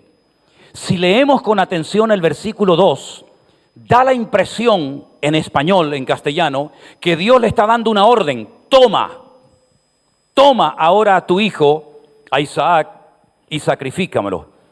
Pero no es así. Esa expresión toma es la famosa expresión que aparece en el Antiguo Testamento como kajna. Esa expresión kajna no significa toma, no es un imperativo, sino es hazme el favor de pasar por esta prueba. ¿Se dan cuenta cómo cambia el sentido del texto? Dios no tenía que probar a Abraham en absoluto, porque ya Dios sabía perfectamente cómo era el corazón y la vida de Abraham. Un hombre, repito, obediente, un hombre fiel, un hombre que es capaz de dejar su familia, su tierra, de jugarse la vida por su sobrino, de despedir a un hijo y a su madre. Por lo tanto, esta prueba como que no tiene sentido, porque Dios sabe perfectamente, antes de probarlo, que si Abraham tiene que sacrificar a Isaac, Abraham lo va a hacer. Por lo tanto, si Dios sabe que Abraham en su corazón y después en la realidad va a ser capaz de sacrificar a su hijo Isaac, ¿para qué lo prueba? Es que el sentido de la palabra toma, kajna, no es un imperativo, no es una orden, sino es un favor que Dios le está pidiendo a su amigo Abraham. Por favor, Abraham, acepta esta prueba que yo quiero mandar ahora a tu vida. ¿Se dan cuenta cómo cambia el sentido de la palabra? Na, en hebreo, es la palabra por favor, en hebreo bíblico. En hebreo moderno sería bebakashá. Pero na es por favor, por favor. Dios pidiéndole un favor a su amigo Abraham, por favor, acéptala. Y claro, lógicamente Abraham, un hombre obediente, aceptó la prueba. ¿Qué es lo que Dios quería demostrar con esto? Porque no es una prueba para que Dios saque conclusiones. Ya Dios tiene las conclusiones de Abraham bien claras. Miren, lo que Dios está dando a entender aquí es: Abraham, acepta esta prueba durísima en tu vida para tapar la boca de todos aquellos que no entienden por qué yo te bendigo tanto. ¿Lo habéis entendido? Acepta esta prueba, por favor, Abraham, para que todo el mundo sepa por qué yo te he llamado mi amigo, por qué yo me fío tanto de ti y por qué yo te saqué de una tierra tan idólatra como donde tú vivías, la tierra de Nimrod, la tierra de Semiramis, la cuna de toda la idolatría y de toda la brujería de la historia. Yo te saqué de allí y te traje a esta tierra y te voy a regalar un país y tu descendencia será numerosísima y serás padre de multitudes. Para tapar todas esas bocas, para tapar todos esos comentarios, por favor, acepta esta prueba que mando a tu vida. Es increíble el trato de Dios con Abraham. La verdad es que me deja sorprendido cómo Abraham acepta lo que Dios le pide, el favor que Dios le está pidiendo a Abraham, su siervo. Y entonces Abraham, dice la Biblia, que lo acepta. Y cuando le dice el Señor, ofrécelo allí sobre un altar, ofrécelo en holocausto, le está diciendo, súbelo. Olá es subir. Es una ofrenda que tiene que subir delante de Dios y tiene que marcar en el mundo espiritual a partir de ese día un antes y un después. Porque esta va a ser la prueba y va a ser el cuadro gráfico más claro en toda la historia bíblica de cómo tiempo más tarde otro hijo subirá a un monte muy cercano a ese y ese día se va a cumplir lo que aquí al final no se llevó a cabo porque Dios dio una contraorden. Dios dijo, no lo hagas. Y después vamos a ver por qué sucedió eso. Ahora, lo que me llama mucho la atención es que las explicaciones cuando tuvo que expulsar a Agar y a Ismael fueron extensas y Dios le dio una explicación de por qué los tenía que expulsar. Pero cuando Dios le pide a Abraham que sacrifique a su hijo, que se pegue 3 días caminando hasta el monte Moriah y otros 3 días de vuelta, no le da ninguna explicación, sino simplemente le dice, tómatelo y llévatelo y lo levantas, lo ofreces en sacrificio delante de mi presencia. Lo que me llama muchísimo la atención también es la actitud de Isaac. Porque Isaac, como acabo de decir, no era un niñito de 13, 14 años o de 8 años, sino era un hombre hecho y derecho de 40 años, que se despide de su madre, y su madre, si leen el capítulo siguiente, cuando él regresa del monte Moriah, ya está muerta. Nunca más Sara volvió a ver a Isaac, e Isaac nunca más volvió a ver a su madre Sara. Y como el libro del Génesis está en un orden cronológico, la mayoría de los comentaristas dicen que Sara, que no era tonta, que sabía perfectamente quién iba a morir ese día en ese altar, murió de tristeza y murió de pena. Y por eso cuando Isaac viene, se da cuenta de que su madre ha muerto y él también entra en lo que llamaríamos hoy en día una especie de depresión. Y se iba al campo, se iba junto a unos pozos donde oraba y esperaba que Dios restaurara su vida y restauraba su alma. No opuso ninguna resistencia a su padre, sino que cuando dice la Biblia que iban juntos, el padre sabía lo que tenía que hacer con su hijo y el hijo sabía lo que tenía que hacer como hijo sometido a su padre. Solamente habló una vez, por lo menos según la Biblia, cómo tuvieron que ser esas largas noches bajo la luz de la luna o de las estrellas, horas y horas sin hablar, delante de un fuego, sabiendo Abraham la prueba tan grande que Dios le ha pedido por favor que acepte y sabiendo también en lo más profundo de su corazón Isaac que él va a ser la víctima. Solamente habla Isaac una vez en todo ese largo viaje. Padre, veo que has cogido el cuchillo, lo has afilado, yo llevo a mis espaldas la leña, veo que llevas el fuego, todo está preparado y dispuesto, pero aquí falta algo muy importante y es el cordero, la víctima. ¿Dónde está el cordero? ¿Dónde está el animal? Porque no era la primera vez que Isaac iría con su padre a ofrecer un sacrificio al Señor. Él sabía cómo se hacían los sacrificios. Ya Dios se lo había enseñado a Adán y a Eva y Abel lo entendió perfectamente. Cuando el Señor o cuando Dios le dice a Abraham, sacrifícame a tu hijo. Entonces el padre le dice a su hijo, el Señor proveerá. El Señor suplirá lo que tú dices que no hay. Entonces ya se acabaron las conversaciones porque Isaac acepta perfectamente que él va a ser la víctima. Y él se deja atar, y él se deja poner encima de un altar, que siempre me he preguntado si Isaac estaba tan compenetrado con su padre. Si él sabía que él ese día iba a ser la víctima, ¿para qué lo ata? ¿Para qué lo amarra? Si él no se va a escapar, si él no se va a resistir, pero todo tenía que hacerse según la norma y según lo establecido, ¿verdad? Otra cosa que me llama mucho la atención son las palabras de Abraham cuando le dice que en este monte Dios proveerá. Pero realmente no es lo que dice el texto original. Porque Jehová Jireh, que siempre se dice, no, Dios proveerá. Jireh no significa proveer. Jireh significa observar, ver y escoger. Es decir, en este lugar Dios vio lo que aquí pasó. En este lugar Dios tomó una decisión. Dios escogió este monte para que el día de mañana en este monte Él viva y Él more con su gloria en el famoso templo de Jerusalén. Si ustedes leen, por ejemplo, Segunda de Crónicas, capítulo 3, versículo 1, dice literalmente así: comenzó Salomón a edificar la casa de Dios en Jerusalén, en el monte Moriah.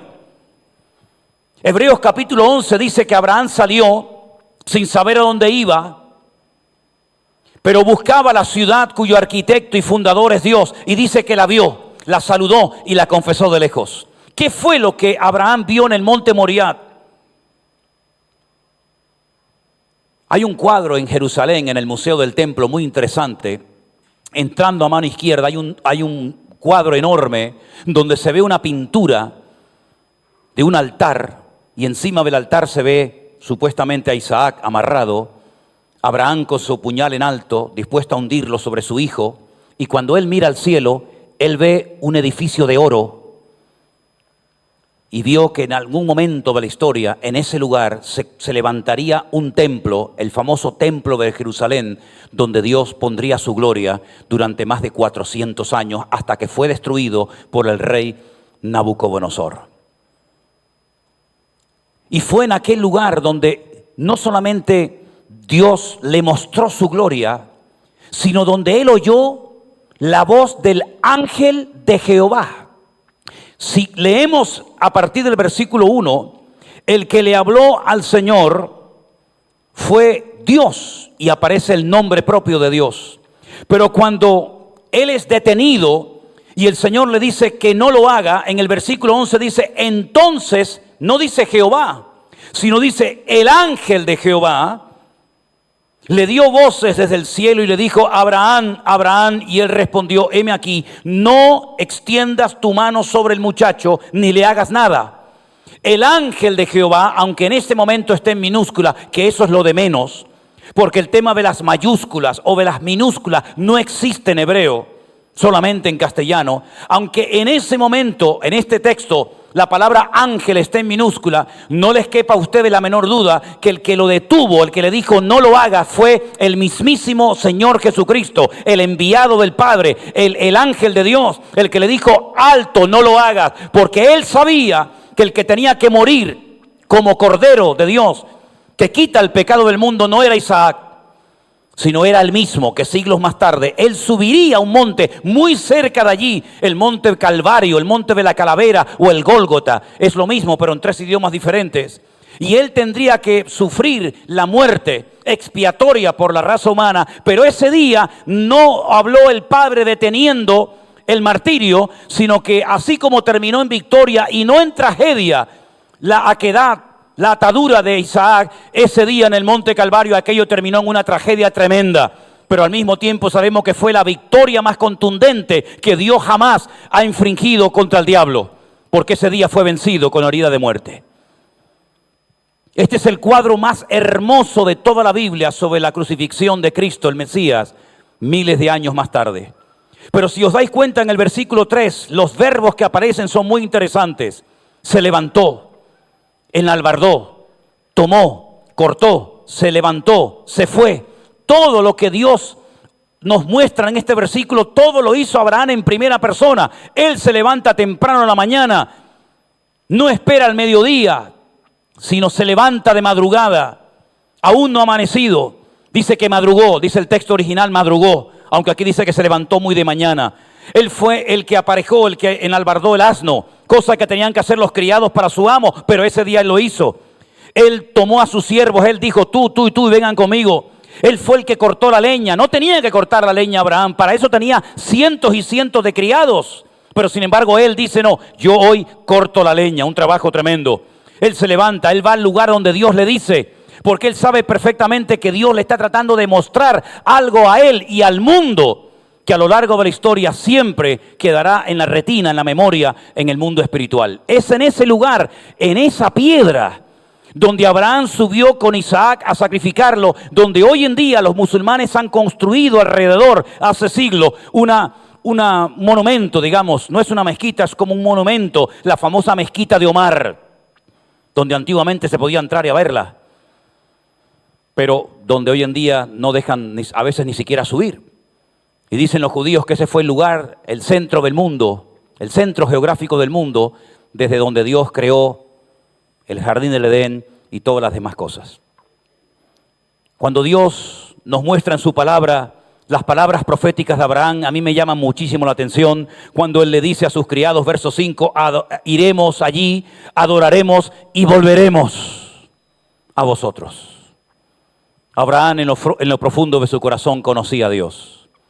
Él sabía perfectamente que aquí hay algo extraño, que yo no entiendo, no termino de captar, probablemente diría Abraham, pero yo me fío de mi Dios, porque Él me sacó de una tierra de bárbaros, Él me sacó de un lugar de salvajes, donde sacrificaban niños, mujeres, personas, víctimas inocentes, y ahora mi Dios, que lo conozco y le llevo sirviendo durante años, que me ha mostrado tanto su fidelidad y su poder, a pesar de mi avanzada edad, a pesar de mis limitaciones como ser humano, seguramente esas luchas privadas, personales que no expresa Abraham, sabía perfectamente que Dios no iba a permitir que él sacrificara a su hijo, porque además sacrificar a su hijo significaba renunciar al futuro, porque una de las preocupaciones que siempre tuvo Abraham es que no tenía descendencia, no tenía prole.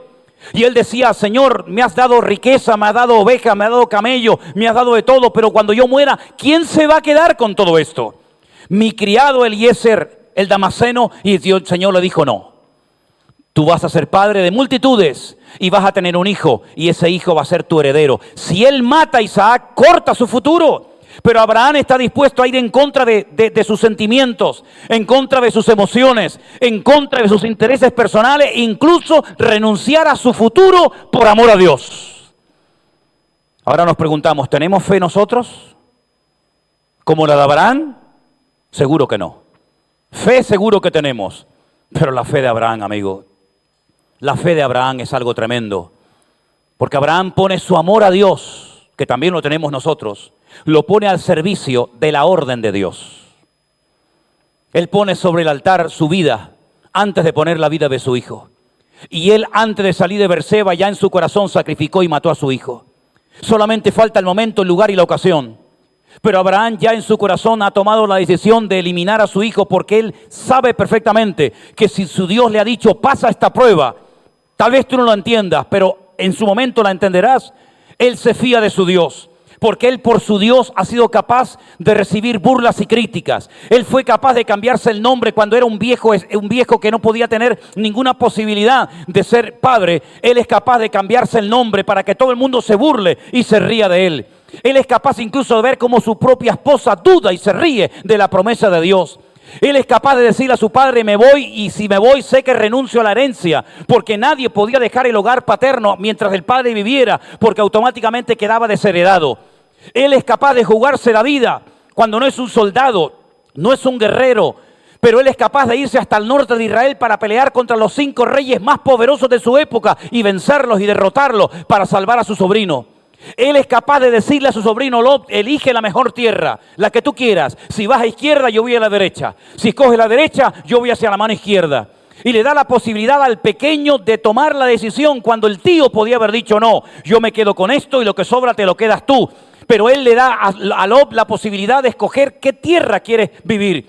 Y dice que escogió las mejores tierras, la llanura del Jordán, donde había tierras fértiles, donde había ríos, donde había agua. ¿Y qué le quedó a Abraham? ¿Qué le quedó al viejo Abraham? Nada, piedra sobre piedra, desierto, un lugar donde ni las cabras quisieran vivir. Pero cuando él se separa de Lot, dice que el Señor le habla y dice: yo soy tu escudo, tu galardón, tu estandarte, te extenderás al norte, al sur, al este y al oeste. ¿Por qué? Porque él sabe que aunque en el campo de Lot hay fertilidad y en su terreno hay piedras, él sabe que con la bendición de Dios una semilla encima de la piedra da más fruto que una semilla en tierra fértil. ¿Por qué? Porque la bendición de Dios no la tenía Lot, sino la tenía Abraham. Él sabe perfectamente, él conoce a Dios, él es el amigo de Dios. Dios incluso cuando decide destruir Sodoma y Gomorra, tiempo más tarde, razona consigo mismo y dice: ¿cómo le voy yo a ocultar a mi amigo Abraham lo que estoy a punto de hacer en Sodoma y Gomorra? Cuando yo sé positivamente que él le enseñará a su descendencia en el futuro acerca de mi persona y acerca de quién soy yo. En otras palabras, Abraham es un hombre extraordinario, es un hombre que ha demostrado su amor, su fidelidad, su obediencia al Señor, pero él acata esta prueba, porque él sabe que detrás de esta prueba hay un propósito. Y detrás de cada prueba que Dios nos permita pasar en esta vida, hay un propósito. Lo importante es mantener sano y limpio el corazón. Abraham nunca se quejó contra Dios. Abraham nunca dijo por qué. Abraham nunca preguntó: ¿y por qué otra prueba más? Otra más, ya no son suficientes las que me has hecho pasar. Lo he tenido que dejar todo, he abandonado todo en esta vida y ahora con la edad que tengo, otra prueba más y ahora más difícil todavía. Nunca vas a encontrar en Abraham una actitud de queja, de mal humor. Abraham es una persona dócil porque él sabe que obedecer a Dios es garantía de vida. ¿Cuántos dicen amén? Más adelante, cuando por fin el Señor detiene a Abraham y le dice que no lo haga, es en aquel lugar donde Dios le vuelve a recordar y a jurar por sí mismo que va a ser un hombre bendecido, que va a ser un hombre próspero y que su descendencia será más numerosa que la arena del desierto o las estrellas del cielo. Pero se lo dijo después de la prueba. No se lo dijo antes: si me obedeces te voy a dar esto, esto y aquello. Como muchos padres que parece que tienen que sobornar y comprar a sus hijos para que le obedezcan. Si te portas bien te regalo una bicicleta. Si te portas bien te llevo de paseo. Si te portas bien te compro los zapatos. Si te portas bien te doy esto y aquello. Dios lo hace al revés. Dios dice: hazlo y después ya veremos si te doy bendición o no te doy bendición. Pero el que conoce a Dios sabe que detrás de todo acto de obediencia y de fidelidad al Señor siempre hay una bendición de parte de nuestro Dios. ¿Cuántos dicen amén? Y si no hubiera bendición, igualmente le obedeceríamos, porque no servimos ni honramos al Señor por lo que me da, sino por lo que Él ha hecho en mi vida. ¿Cuántos dicen amén? Al tercer día Abraham alzó sus ojos y vio el lugar de lejos. 3 días caminando para llegar a un lugar a sacrificar a su amado hijo Isaac. ¿Saben ustedes por qué se inmolan muchos musulmanes? ¿Saben por qué quieren dar su vida? Porque es la gran frustración de haber sido descartados como la simiente de Abraham y quieren con su acto heroico, con su inmolación, imitar lo que Abraham estuvo a punto de hacer con su amado hijo Isaac. Pero no hay ninguna sangre de ser humano que pueda sustituir la sangre preciosa de Jesucristo. Solamente la sangre de Cristo puede perdonar nuestros pecados. Aunque pudiéramos inmolarnos, que no hay por qué hacerlo, aunque pudiéramos derramar hasta la última gota de nuestra sangre, aunque diéramos nuestro cuerpo para ser quemado y todos nuestros bienes a los pobres, si nosotros no hemos sido lavados y comprados y redimidos por la sangre de Cristo, todo acto, toda acción, toda obra que pudiéramos hacer nos sirve absolutamente para nada. Permítame ponerles un ejemplo. Dios le dice a Abraham: sal de tu tierra y de tu parentela, y sale. Dios le dice echa a Ismael y a Agar, y lo hace. Todo lo que Dios le dice a Abraham lo hace. Sacrifícame a tu hijo, y ahí va y lo va a hacer. Un día viene un joven y le dice al Señor: maestro bueno, ¿qué tengo que hacer para heredar la vida eterna? ¿Se acuerdan? Y Jesús le dijo: guarda los mandamientos. Y le dijo: todo esto lo he guardado desde mi juventud. Y Jesús le dijo: pero te falta una cosa. Una cosa. No le dice: ve y mata a tu padre. No le dice: ve e inmólate. Sino le dice: vende todo lo que tienes, dáselo a los pobres y ven y me sigues. Y dice que se fue muy triste. Qué diferencia, ¿verdad? Abraham le dice, sacrifícame a tu hijo, sal de tu tierra y de tu parentela, expulsa a Ismael. Todo cuanto Dios le pide a Abraham, sin necesidad de darle una recompensa, de ponerle un caramelo en la boca para engatusarlo, lo hace a rajatabla. Y a este solamente le pide una pequeña cosa, sí, una pequeña cosa, como es desprenderte de esas cosas que te dan esa falsa seguridad, convertirte en un discípulo mío y pasar a la historia como un Pedro, un Juan, un Santiago y un Pablo. Y dice que se fue muy triste porque no le hizo ninguna gracia lo que el Señor le pidió. Y nosotros hoy en día, si el Señor nos pide esfuerzo, ¿estamos dispuestos a hacerlo? Si el Señor nos pide renunciar a algo, ¿estamos dispuestos a renunciar a ese algo? Lo que nos pida el Señor, seremos capaces en este primer domingo del año de ponerlo sobre el altar y decirle, Señor, heme aquí, cuenta conmigo. Es interesante notar que a la última iglesia de la Biblia, la de la iglesia de la Odisea, la que aparece en Apocalipsis capítulo 3, el Señor ya no le pide cosas. El Señor no le ordena cosas, sino el Señor le aconseja. Te aconsejo. Qué diferente el trato, ¿verdad? Cuando el Señor le decía a Abraham, Abraham, acepta esto, y Abraham decía, heme aquí, Señor, aquí estoy. Ahora la iglesia de la Odisea, esa iglesia de los últimos tiempos, esa iglesia fría, esa iglesia indiferente, esa iglesia apática, esa iglesia que no sabe si entra o sale, si cree o no cree, esa iglesia que no sabe ni lo que quiere, aunque es rica, es próspera, tiene de todo, dice que no le hace falta de nada, el Señor le da consejo y dice, si alguno oye mi voz y abre la puerta, entraré a él, cenaré con él y él conmigo. ¿No creen que tenemos que volver atrás y recuperar la fe del patriarca Abraham, el amigo de Dios? ¿No creen ustedes que hoy, primer domingo del año, sería buenísimo que le pidiéramos al Señor, nosotros como hijos de Abraham, porque somos hijos de Abraham, por la fe? ¿No creen ustedes que deberíamos de pedirle, Señor, danos la fe de tu siervo Abraham, para que este año, cuando nos pidas algo, como orden, como imperativo o como favor, da igual, pero que cuando tú nos pidas algo, digamos como tu siervo, heme aquí estoy, cuenta conmigo, sabes que puedes contar conmigo. Hermanos queridos, Abraham es un ejemplo tremendo y al mismo tiempo el Señor le dio el privilegio de poder conocer personalmente al Señor Jesucristo.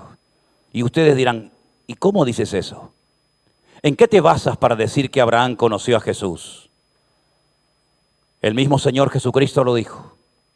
¿Nos fiamos de las palabras de Jesús? ¿Las crees? Jesús dijo, Abraham vio mis días y se gozó. Si ustedes realmente fuerais hijos de Abraham, creeríais en mí y os gozaríais, como mi siervo Abraham vio mis días y se gozó.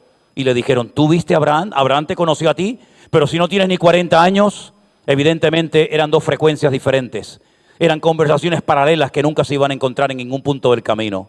Pero claro que el ángel de Dios, claro que el Señor Jesucristo se manifestó a la vida de Abraham como a otros tantos.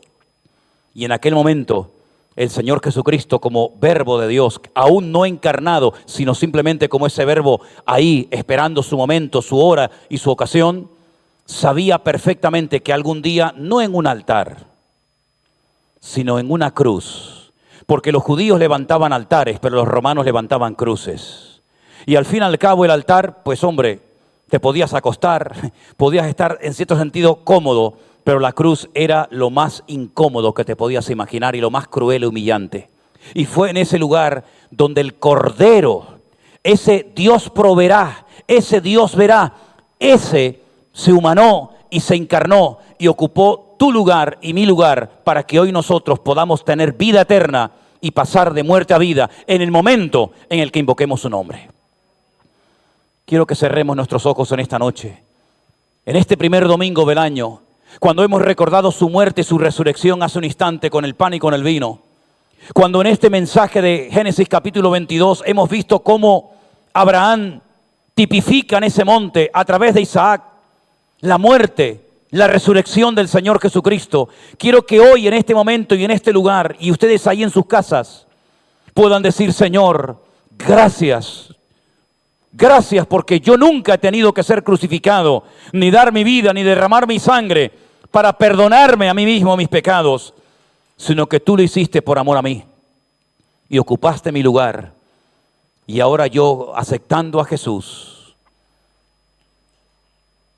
puedo acercarme a la presencia de mi Dios confiadamente, con total libertad, y decirte: gracias, Señor, por ser mi Dios y mi Salvador. Bendito sea tu nombre, oh Dios. Toda la gloria y toda la honra sea para ti, Señor Jesús. Ahí donde estás, dale gracias al Señor por este momento tan especial y tan importante que Dios nos está dando hoy, donde muchos hermanos nuestros alrededor del mundo lamentablemente no se pueden congregar porque sus iglesias están cerradas temporalmente o para siempre, como también hay casos donde muchos pastores han partido a la presencia del Señor. Hoy el Señor nos permite estar aquí, delante de su presencia, recordando su amor por nosotros. A ti la gloria y la honra, mi Señor. Gracias te damos de todo corazón por el privilegio que nos das de poder estar aquí, Señor. Gracias, Dios mío. Gracias, Señor, por todo lo que estás haciendo en nuestra vida y por todo lo que harás. Así como tú viste lo que pasó allí en aquel monte Moriah, tú también viste, mi Dios, lo que pasó en el monte de la calavera, en el monte Calvario, cuando tu Hijo amado extendía sus manos y te dijo: Padre, perdónalos, porque no saben lo que hacen. Aleluya. Gracias de todo corazón, Señor. Gracias, oh Dios, de todo corazón, por tanto amor y por tanta misericordia. Queremos poner sobre el altar toda nuestra vida. Queremos poner sobre el altar todo lo que somos y tenemos y ponerlo a tu disposición, a tu servicio. Vemos en tu siervo Abraham cómo ese hombre te amó con todo su corazón, con toda su alma y con todas sus fuerzas. Y es como nosotros también te queremos amar a ti, Señor. Con todo nuestro corazón, con toda nuestra alma y con todas nuestras fuerzas, amar a Dios por encima de todo. Por encima de hijos, de padre, de madre, de familia, de herencia, por encima hasta de nosotros mismos. Te amamos a ti y queremos servirte y honrarte todos los días de nuestra vida. En el nombre de tu amado Hijo Jesús. Amén y amén. Gloria a Dios. Nos ponemos de pie, queridos hermanos. Cantamos esta alabanza a nuestro Dios. Adoramos al Rey de Reyes y al Señor de los Señores. Y nos preparamos.